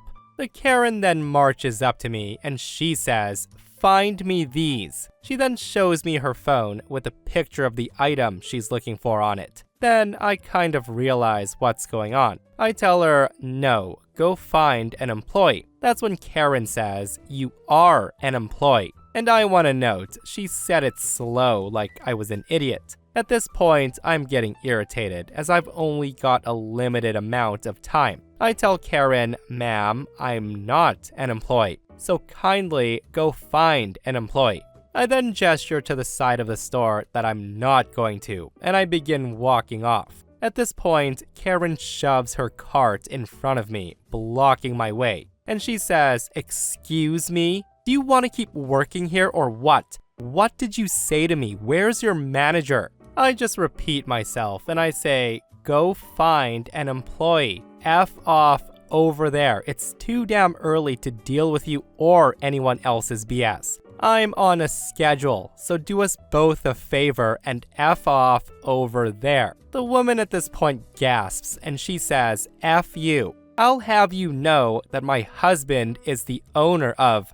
I just stop her right there and I say, "I don't give a crap who your husband is in this ratty-ass town. What's he going to do to me? And tell him if he's gonna pay for plastic surgery to pay the big bucks, because you are one saggy old bitch." I then proceed to shove her cart out of the way and finish my shopping.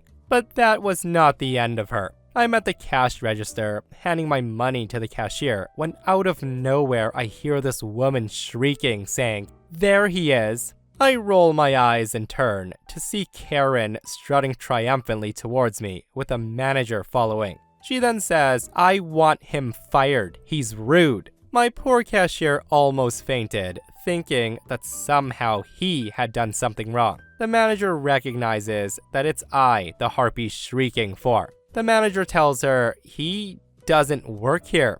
Karen then turns on him like he's an idiot or something, and she says, "How dare you defend him?" It's at this moment I get on the phone with police and I tell them, yes, I'm at local grocery store chain in this town and there's a woman here who's causing quite the ruckus, and I'm worried she may become violent. So long story short, the police arrive and her face goes white as she falls to the floor sobbing and wailing incoherently. As the officers escorting her out, she was scream crying that she didn't get to buy her stuff.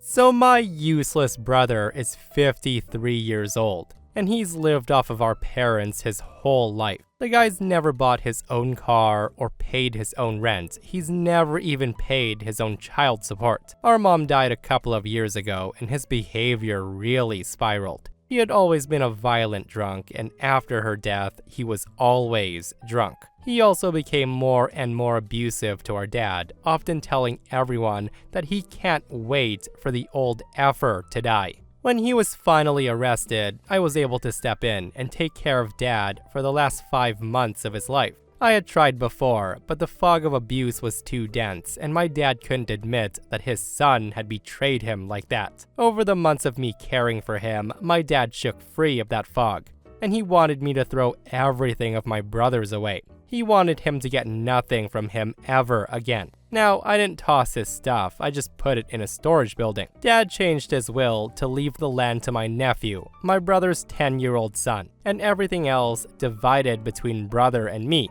or so I thought. After he died, I found out that the land was deeded to nephew, and everything else went to me. All of the physical possessions that weren't the land or the mobile home. 20 minutes after my brother found out about Dad's death, he shows up to throw me out of the trailer. He also tried to get into the bank and change the funeral so he could get the death certificate. The lawyer told me I did have to get out, but since all physical possessions but the home were willed to me, I was okay to take everything and move it into storage if I chose to, so I did. Our cousins were happy to help.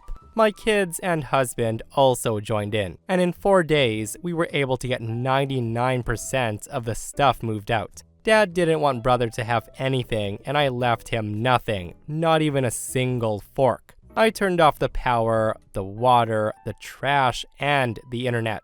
His car will be repossessed if he can't make the payments that Dad used to help with, and he'll lose the trailer home if he doesn't get a mortgage to cover what's owed. He only works 2 days a week making pizza, so the banks may be reluctant. I have a feeling he'll lose it all. Now, I have a ton of stuff that I don't need in 2 giant storage units, but my real inheritance is knowing that I get to watch my brother figure out how to grow up at 53 years old. So my stepsister was raised to expect everything handed to her on a platter. She's the firstborn idol of her side of the family. She's not an only child, but she fills every cliche of the spoiled, bratty only child. I feel sorry for her brother and sister. My stepsister is also a bigoted, racist cow. The filth that spills from her mouth and her attitudes about anyone who's not attractive, cool, or normal is sickening. I've lived with it for years, and I'm pretty bitter about it, though I do keep the peace for my mom's sake. I'm not terribly confident at the best of times, though I will stand my ground when it comes to that kind of bigotry, but her confidence is absolute. She feels she's right all the time, and she entirely dismisses anything that stands in the way of her bigotry. And she goes into attack if she feels threatened, and everything threatens her. Holy crap, I hate her. Occasionally, I will check her Facebook page. We're not friends, but it's worth seeing what she's up to prepare for her dramas before they hit the family. That aside, before her wedding, she had a meltdown on Facebook at the cost of the photographer she wanted. Now I know the guy she wanted to use, and the guy's damn good, and he charges worthwhile prices for good work. Now the kicker here is that's my profession too. Most of my income comes through my photography, commercial and product though, not weddings, thankfully. And in a little post on the wall of a friend of hers, hidden from general view, she said that she planned to get around paying for a wedding photographer altogether by inviting me to the wedding. My stepsister knows that I always have a camera on me, and I'm always snapping pictures, especially at nice events such as weddings. So this presumptive cow decided that she would get free wedding photos out of me. And here's the petty revenge. The day of the wedding, I brought my worst camera body with a broken flash and a useless lens that suffered water damage. It took photos with bad halos around everything, and I took photos constantly. Of her, of the wedding guest, anything, you name it. I even saw her smirking when she saw me taking pictures. I took photos constantly in small JPG mode. The day after the wedding, she asked for the photos from me, and I gave her the cards with them all on, straight from the camera. When she saw the photos, it made her cry. She went effing mental at me, telling everyone in the family that I ruined her special day, and now she's got no pictures at all to remember that day. But what's funny is not a single soul except her and her husband laid any blame on me for taking crap photos, because I was never hired for the job, and I was never told to my face that I would be needed as a photographer, let alone paid for anything. If she had a clue beyond the superficial, she would realize that her wedding, the actual event, and the marriage that followed was the most special part of all. But no, she considers the ability to show off her wedding to be the most important thing, and because of me, she couldn't boast about it on Facebook.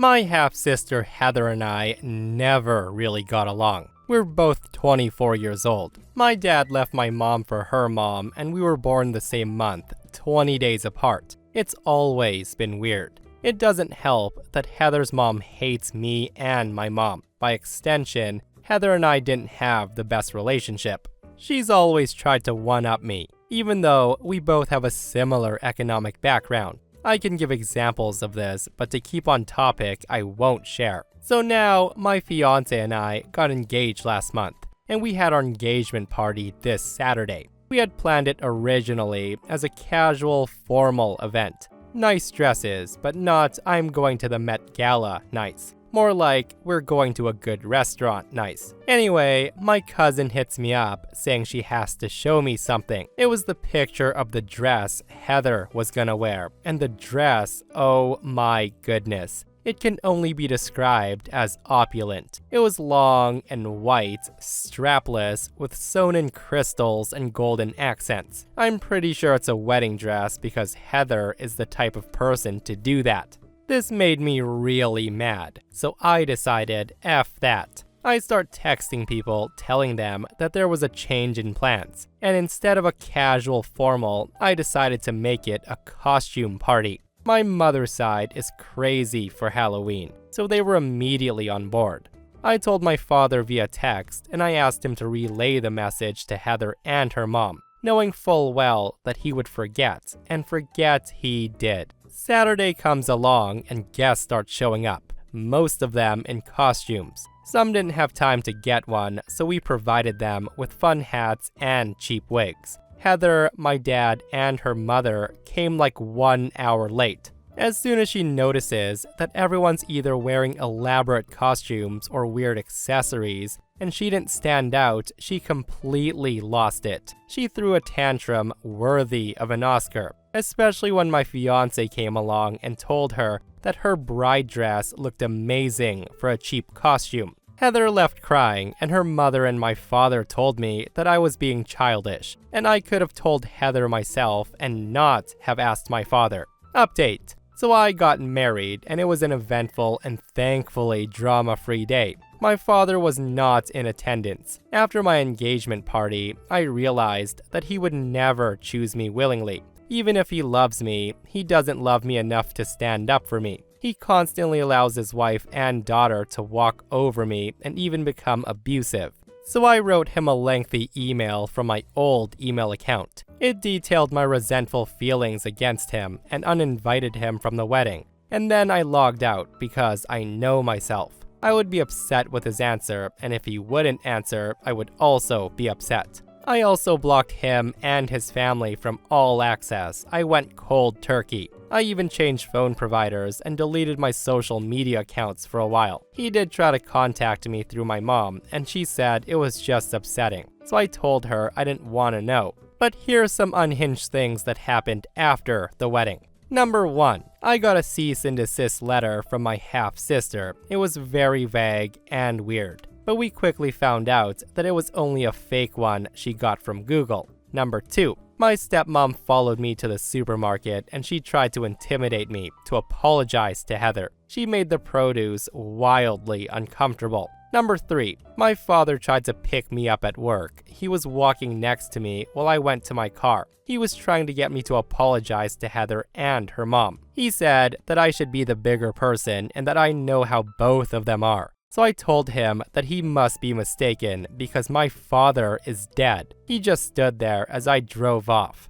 I went no contact with my father and his family, and the sad thing is, I don't even miss my father. His absence has made zero negative effect on my life. Nothing else has changed. I still have my old job, I'm not pregnant, we have the same old apartment. We did redecorate though, so that's all for me. Not all too dramatic.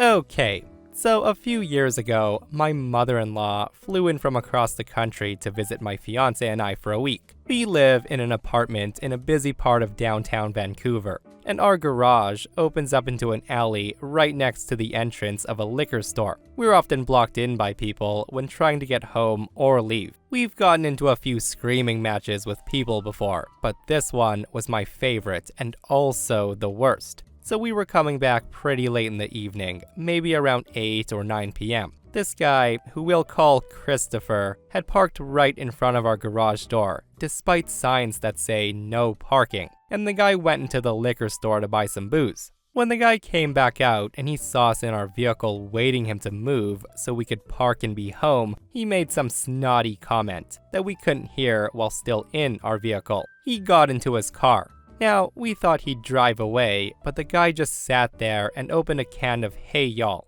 which is vodka iced tea, and drank it while looking at us and laughing.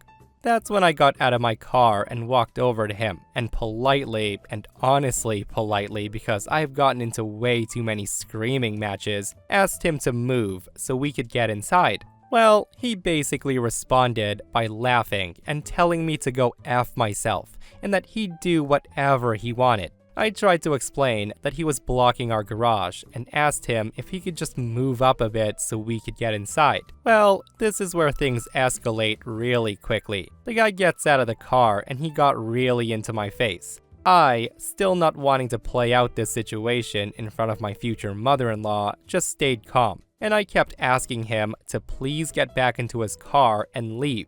Eventually, the guy starts pushing me, clearly trying to start a fight. So I called the police. While I was on the phone with him, the guy put himself and his face centimeters from mine. I stepped back and put my arm out while still on the phone, and the guy on purpose walks into it. He then starts screaming how I was attacking him and how he needs police help.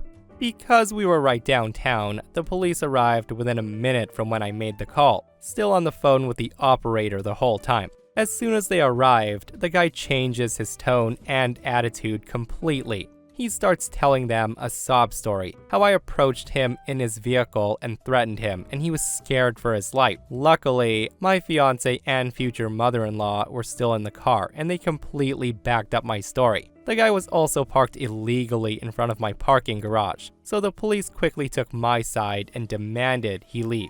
As he got back into his car, the police noticed his open can of Hey Y'all in the console and immediately got him back out of the car and demanded he perform a breathalyzer test. Unfortunately, the guy had finished the can before getting out, so he claimed he had found the can on the road and was planning to bring it in for the 5-cent deposit.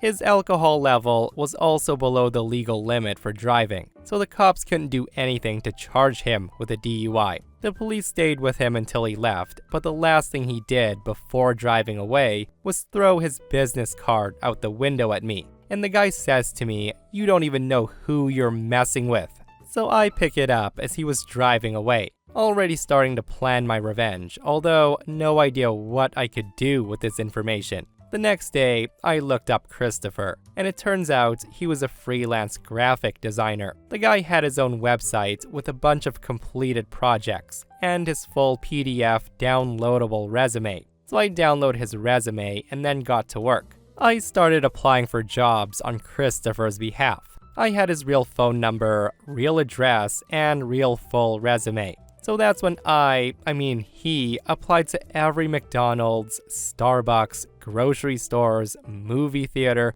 literally any minimum wage job that I could find with a quick and easy application process. I must have applied for over 80 jobs for him, all using his real phone number and real resume. I kept this up for weeks, searching for more jobs whenever I had some free time. Unfortunately, I never got to see his face as he starts getting the callbacks. But I'd like to think that for a month or two, he would receive phone calls throughout the week asking to set up job interviews, thinking that it was for his graphic design work, only to be told that it was for a McDonald's or Wendy's or wherever. A few months later, I went back to his website, thinking that I would start the process all over again. But his website had been taken down or moved to a new URL. So this is my freelance revenge story that happened about 8 years ago, and it was one of the first times I was ghosted without pay. I created a landing page for her elven symbol jewelry store. It was a bunch of esoteric BS, but I was young, and I was trying to break into copywriting, so I took any deal that I could. We agreed on a pure performance deal, so I got nothing up front, but we settled on a 5% performance fee. Her WordPress store was really small, and I was aiming to get like $300 to $800 out of it. But honestly, at some level, I would have been happy to just do it for practice and my portfolio. Long story short, I wrote the landing page and I built it inside her WordPress site. She starts running some Facebook ads to it, and I was shocked to see that it was actually converting. $120 on day 1, $200 on day 2, $150 day 3, $360 on day 4. You get the point. By the end of the month, that landing page had brought in $6,000 in revenue. I honestly thought I struck gold, and I thought to myself, $300 in royalties in the first month, that's awesome. I was gonna make bank from 2 days of work. Well, predictably, she disappeared the moment I mentioned invoice. 3 months go by and nothing. No replies to emails, calls go unanswered, and she's still running ads. And I can see all the sales coming in because I still have access to her website. Then out of nowhere, I get this panicked message saying, "My website is down. Are you doing this? Please stop." Now, I had nothing to do with her store going down, probably her cheap hosting or whatever. But after being ghosted for months while she made thousands of dollars off my work, I knew that this could be my one and only shot at getting paid, so I decided to play along. But I had to be careful. I couldn't just admit in writing that I'm the hacker and threaten her to pay up, because what if she went to the cops and showed them the messages? I knew that I had to make her think I was, but not admit to anything at the same time. So I replied to her, "I'm sorry, but I'm not gonna talk to you until you pay me what you owe me." And it turned out to be the perfect level of vague. I never said I hacked her website, I never threatened to keep it down, it just looked suspicious as heck. She immediately calls me and she asked me what I want. I told her I still have access to her website and Google Analytics, and I can see what she made off the landing page, and that I want what we agreed upon, which is 5% of sales from that landing page. It ends up just being shy of $1,500. She said she'll take care of it. We got off the call and I sent her the final invoice, and she wires the money immediately. She then messaged me with payment confirmation from her bank, and she asked me to enable her website. And I thought to myself, I can't believe it worked. I was literally shaking when I typed back this reply. I said to her, "I had nothing to do with your website crashing. You should talk to your hosting provider." I never did hear from her again. I work in retail at the moment, but my favorite story comes from when I used to help out my parents' business over the summer when I was in high school. This also happened 10 years ago, so some details are fuzzy, but I'll try my best to recall it as it happened. Honestly, I didn't do much other than sit around and pretend I was working, so I was mostly just a spectator for this incident. The cashier we had at the time was a very serious, no funny business older woman who was very strict about any and all policies we had in place. One of them being no returns without a receipt. So one day, this older man comes in demanding his money back for something he bought, with no receipt and on this item that I'm pretty damn sure he didn't even buy from us. Of course, he was told no, it wasn't possible, but we could give him an exchange for something else. But he wasn't having that. The guy wanted his money back right now. Now, the cashier could be a tough lady, and when people gave her a hard time like this, she tended to be even more firm and strict with the rules, and she was not going to let this man have his way. This, of course, really upset the guy, and he was visibly red in the face, and I remember seeing him start to sweat a lot. At that point, I went to get my dad because of how the situation was escalating. When we went back, the guy was still shouting at the cashier about the damn refund. We all watched as he grabbed the closest item to him, which happened to be a box of toothpaste, ripped it open, and began to squirt it all over the floor and the counter. Before we could even react, the guy screams, "I'm calling the cops. You guys are all thieves." He then grabs a second box of toothpaste, and he does the same, and then a third. My dad was pissed, but he told us to leave everything exactly as is and to let him just do his thing. Well, the guy's outside the store now, and he's pacing back and forth while waiting for the police to come. Meanwhile, we're inside with the toothpaste all over the place, just waiting to see what'll happen. Eventually, the police come, and the man runs up to them, probably spewing some lies or whatnot. The cops come inside, and they ask us the standard questions about the store policy, and if there's signs, which were all printed and posted in very visible locations. And that's when they notice the mess by the counter and the floor. They look at it and they asked, "Who did this?" And that's when the customer very proudly proclaims, "I did." The cops kind of laugh at this point and they tell the man that we didn't violate any laws by not giving him a refund, and that we could actually press charges for vandalism, and that it's a good idea to leave now before he's in handcuffs. The man looked extremely flustered, and you could tell he realized how bad that looked, and he just took off. Now in hindsight, it's kind of a funny story, but at the time, I was terrified of what would happen. Yeah, I have no idea what that guy was thinking. Like, maybe he thought the cops would come and congratulate him on his creative way of sticking it to the man for not giving him what he wanted. Because surely, squeezing toothpaste all over the place and then calling the cops is a great way to get what you want. Some people just aren't too bright, I tell you, and that man was about as sharp as a bowling ball. And if you guys think that person was not smart, listen to this person's comment. "So this happened a decade ago, and I still think about it sometimes. I just can't believe someone can be this stupid. I work at a grocery store, and sometimes I have to work the register when it's a really busy day, like on this day. So everything's going fine until this dude walks in to buy rolling papers and smokes. He looks about 15, so I ask for ID. And this is when he starts arguing with me that apparently he's 21. So I just say, "Just show me an ID that says you're 21. He then goes on to tell me how he never needs ID to buy tobacco, and it's not required, and our store is profiling him. I just think to myself, okay dude, not true, but whatever. At this point, the other manager comes up, because this dude's yelling, saying we're wrong for needing his ID. The manager tells the guy if he doesn't like it, he can go somewhere else.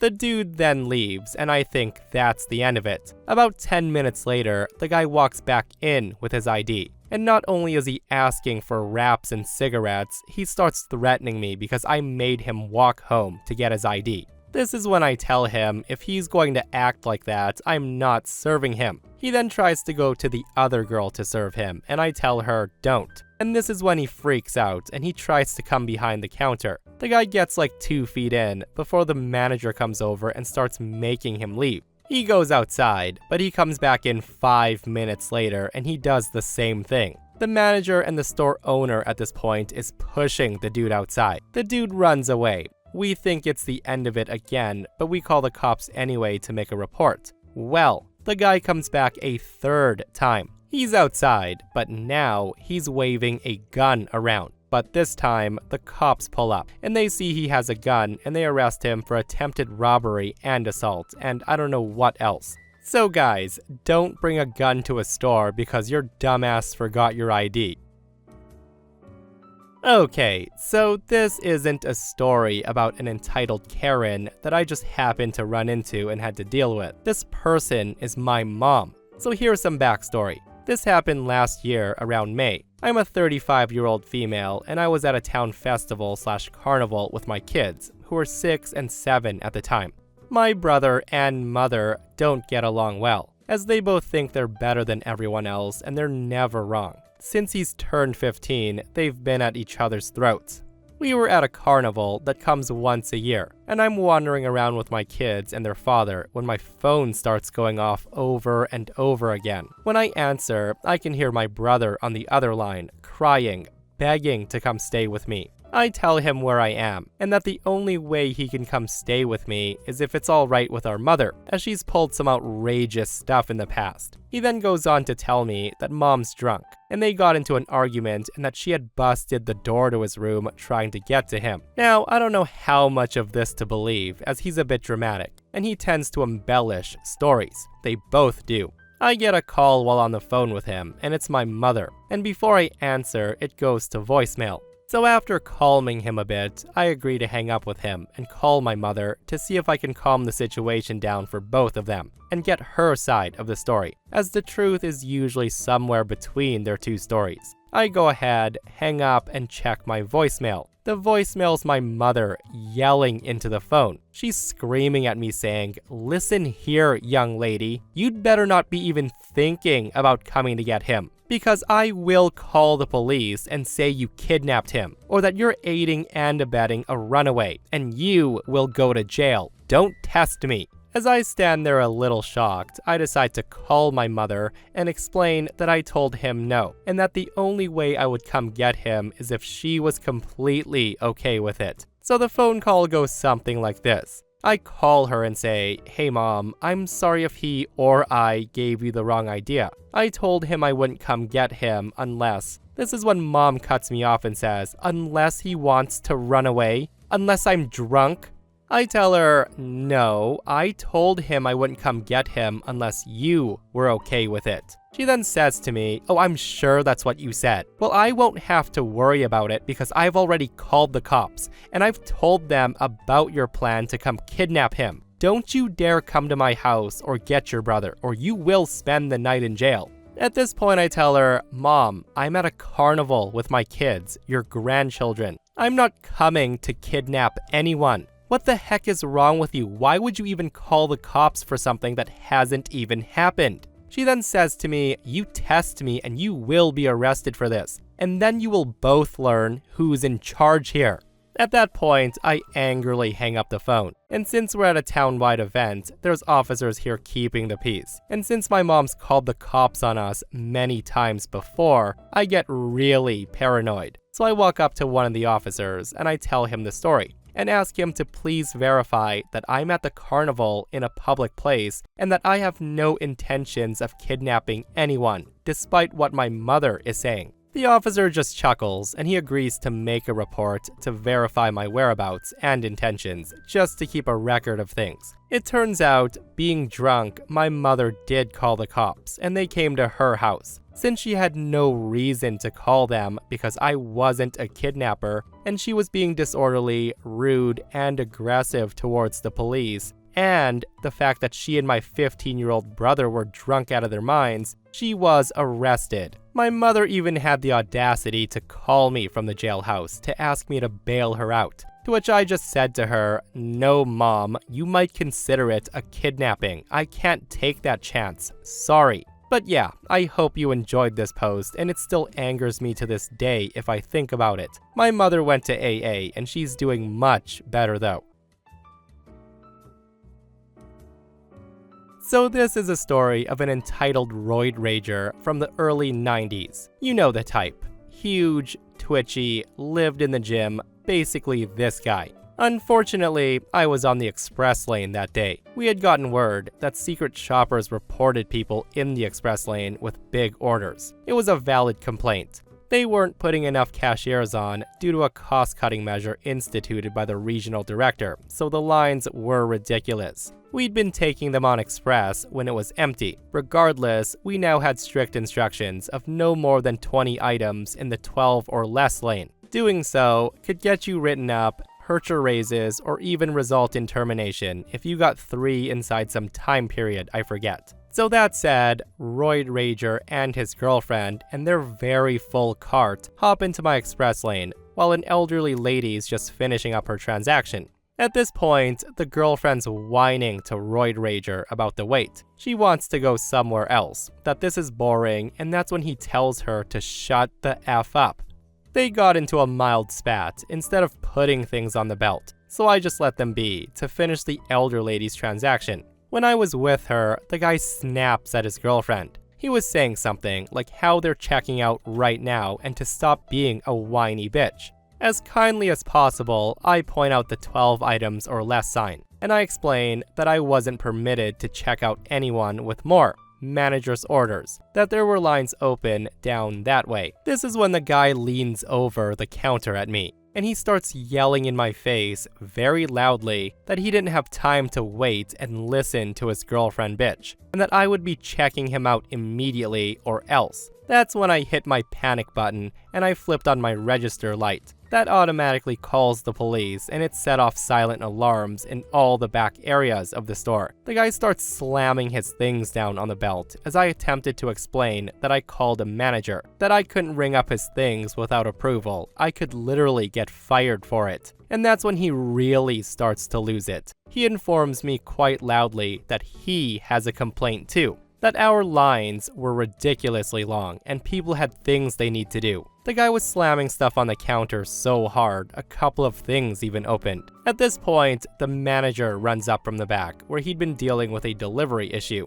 Now, the manager wasn't a small man, but this roid rager was frickin' huge. The manager tells me to go in his office and that he'd handle this. So I fled, but the guy didn't take it that well. The roid rager demands that the manager bring back the C word to ring him up, as he doesn't want some pencil neck suit guy to do it.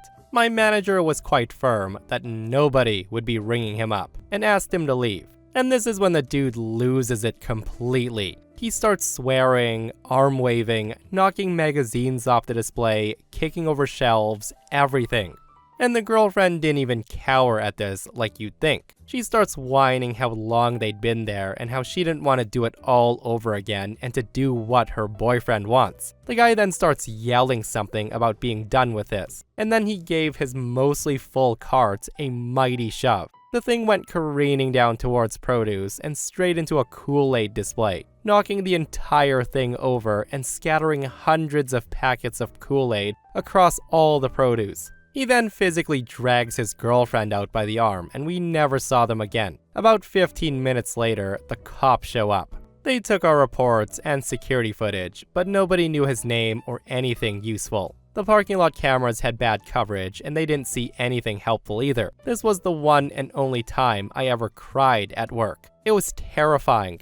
The guy was so loud and massive, and I'm a small woman. And to make matters even worse, that Kool-Aid display was my job to fix before I clocked out for the night. The manager did help me, as did most of the staff once they were done with their areas. But it was a good hour and a half putting back together the cardboard display, which was a dented mess, and then sorting hundreds and hundreds of Kool-Aid packets back in their correct slots.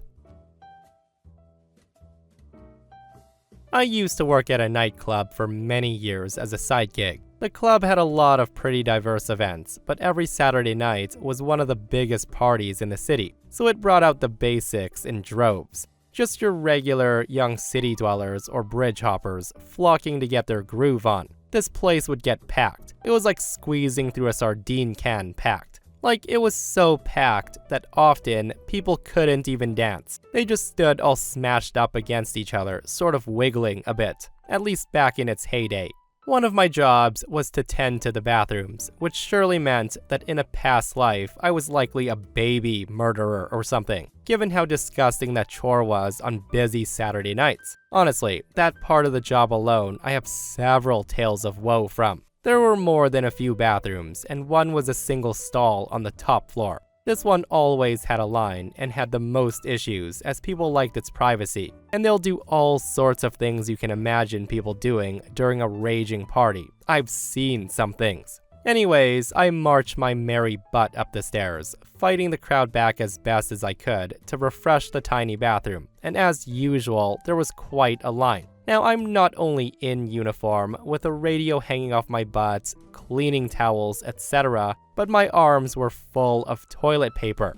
I tried to communicate as best I could, over the loud music and the endless screaming, that I need to go next, so they'd have the ability to wipe if needed. Even though the line was filled with wobbly people desperate to use the toilet, they all seemed to understand, except this one Karen. She was young, blonde, and otherwise forgettable, though attractive for sure. She wasn't even dressed up for dancing. She was dressed like she just walked out of a mall on an average day. She was immediately irate, and she starts yelling that I can't cut the line. This was many years ago, so I don't remember all the stuff she spewed. But you'd never guess that this little lady would have a mouth worse than a sailor's. I'm just trying to assure her drunk butt that I'll just be 2 seconds, as all I had to do was put down toilet paper and wipe a surface, unless somebody was actually dead in there. And the thing is, she's not even next in line, for F's sake. That's when the door opens, and immediately I rush inside, and Karen tries to follow me into the single stall bathroom. She's losing her mind, and I'm scared. So I quickly start shutting the door, careful to not close her in it at the same time and lock it. I then radio security for help and wait. I'm a coward, so I wait until security gave me the all clear to leave. I didn't think anything more of it because clubs are crazy and stuff just happens on the regular. Later, I'm outside on break, when who do I see? Little Miss Karen in handcuffs. She had been set down on the curb by the police, and I'm asked to give my statement of what led up to this tiny woman attacking security. Her friends were all standing over her yelling, "Get her out of handcuffs, she didn't do anything." And Karen's crying saying, "I didn't hit anyone." Once I filled out the statement, security told me what she did to them. Once they arrived upstairs at her freaking out on the bathroom door, they tried to calm her down.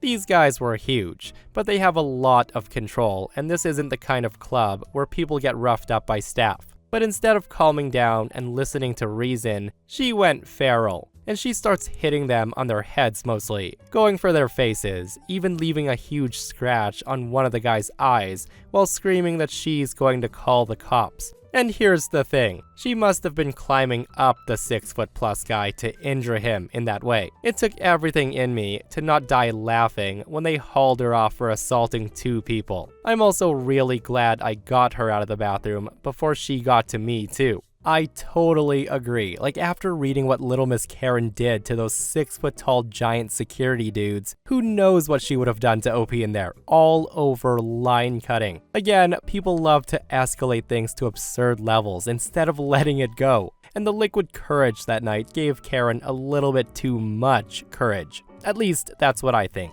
Who knows? And that, my friends, brings us to another end of our / entitled people. Guys, I hope you enjoyed today's stories. If you did, hit that thumbs up. And if you're not subscribed, consider subscribing so you don't miss these crazy stories. And if you missed the last episode on the channel, it's in our / malicious compliance episode, where teachers are running absolutely wild, guys. Go check it out if you haven't. And myself and Stevie Boy will see you guys in the next one. We love you.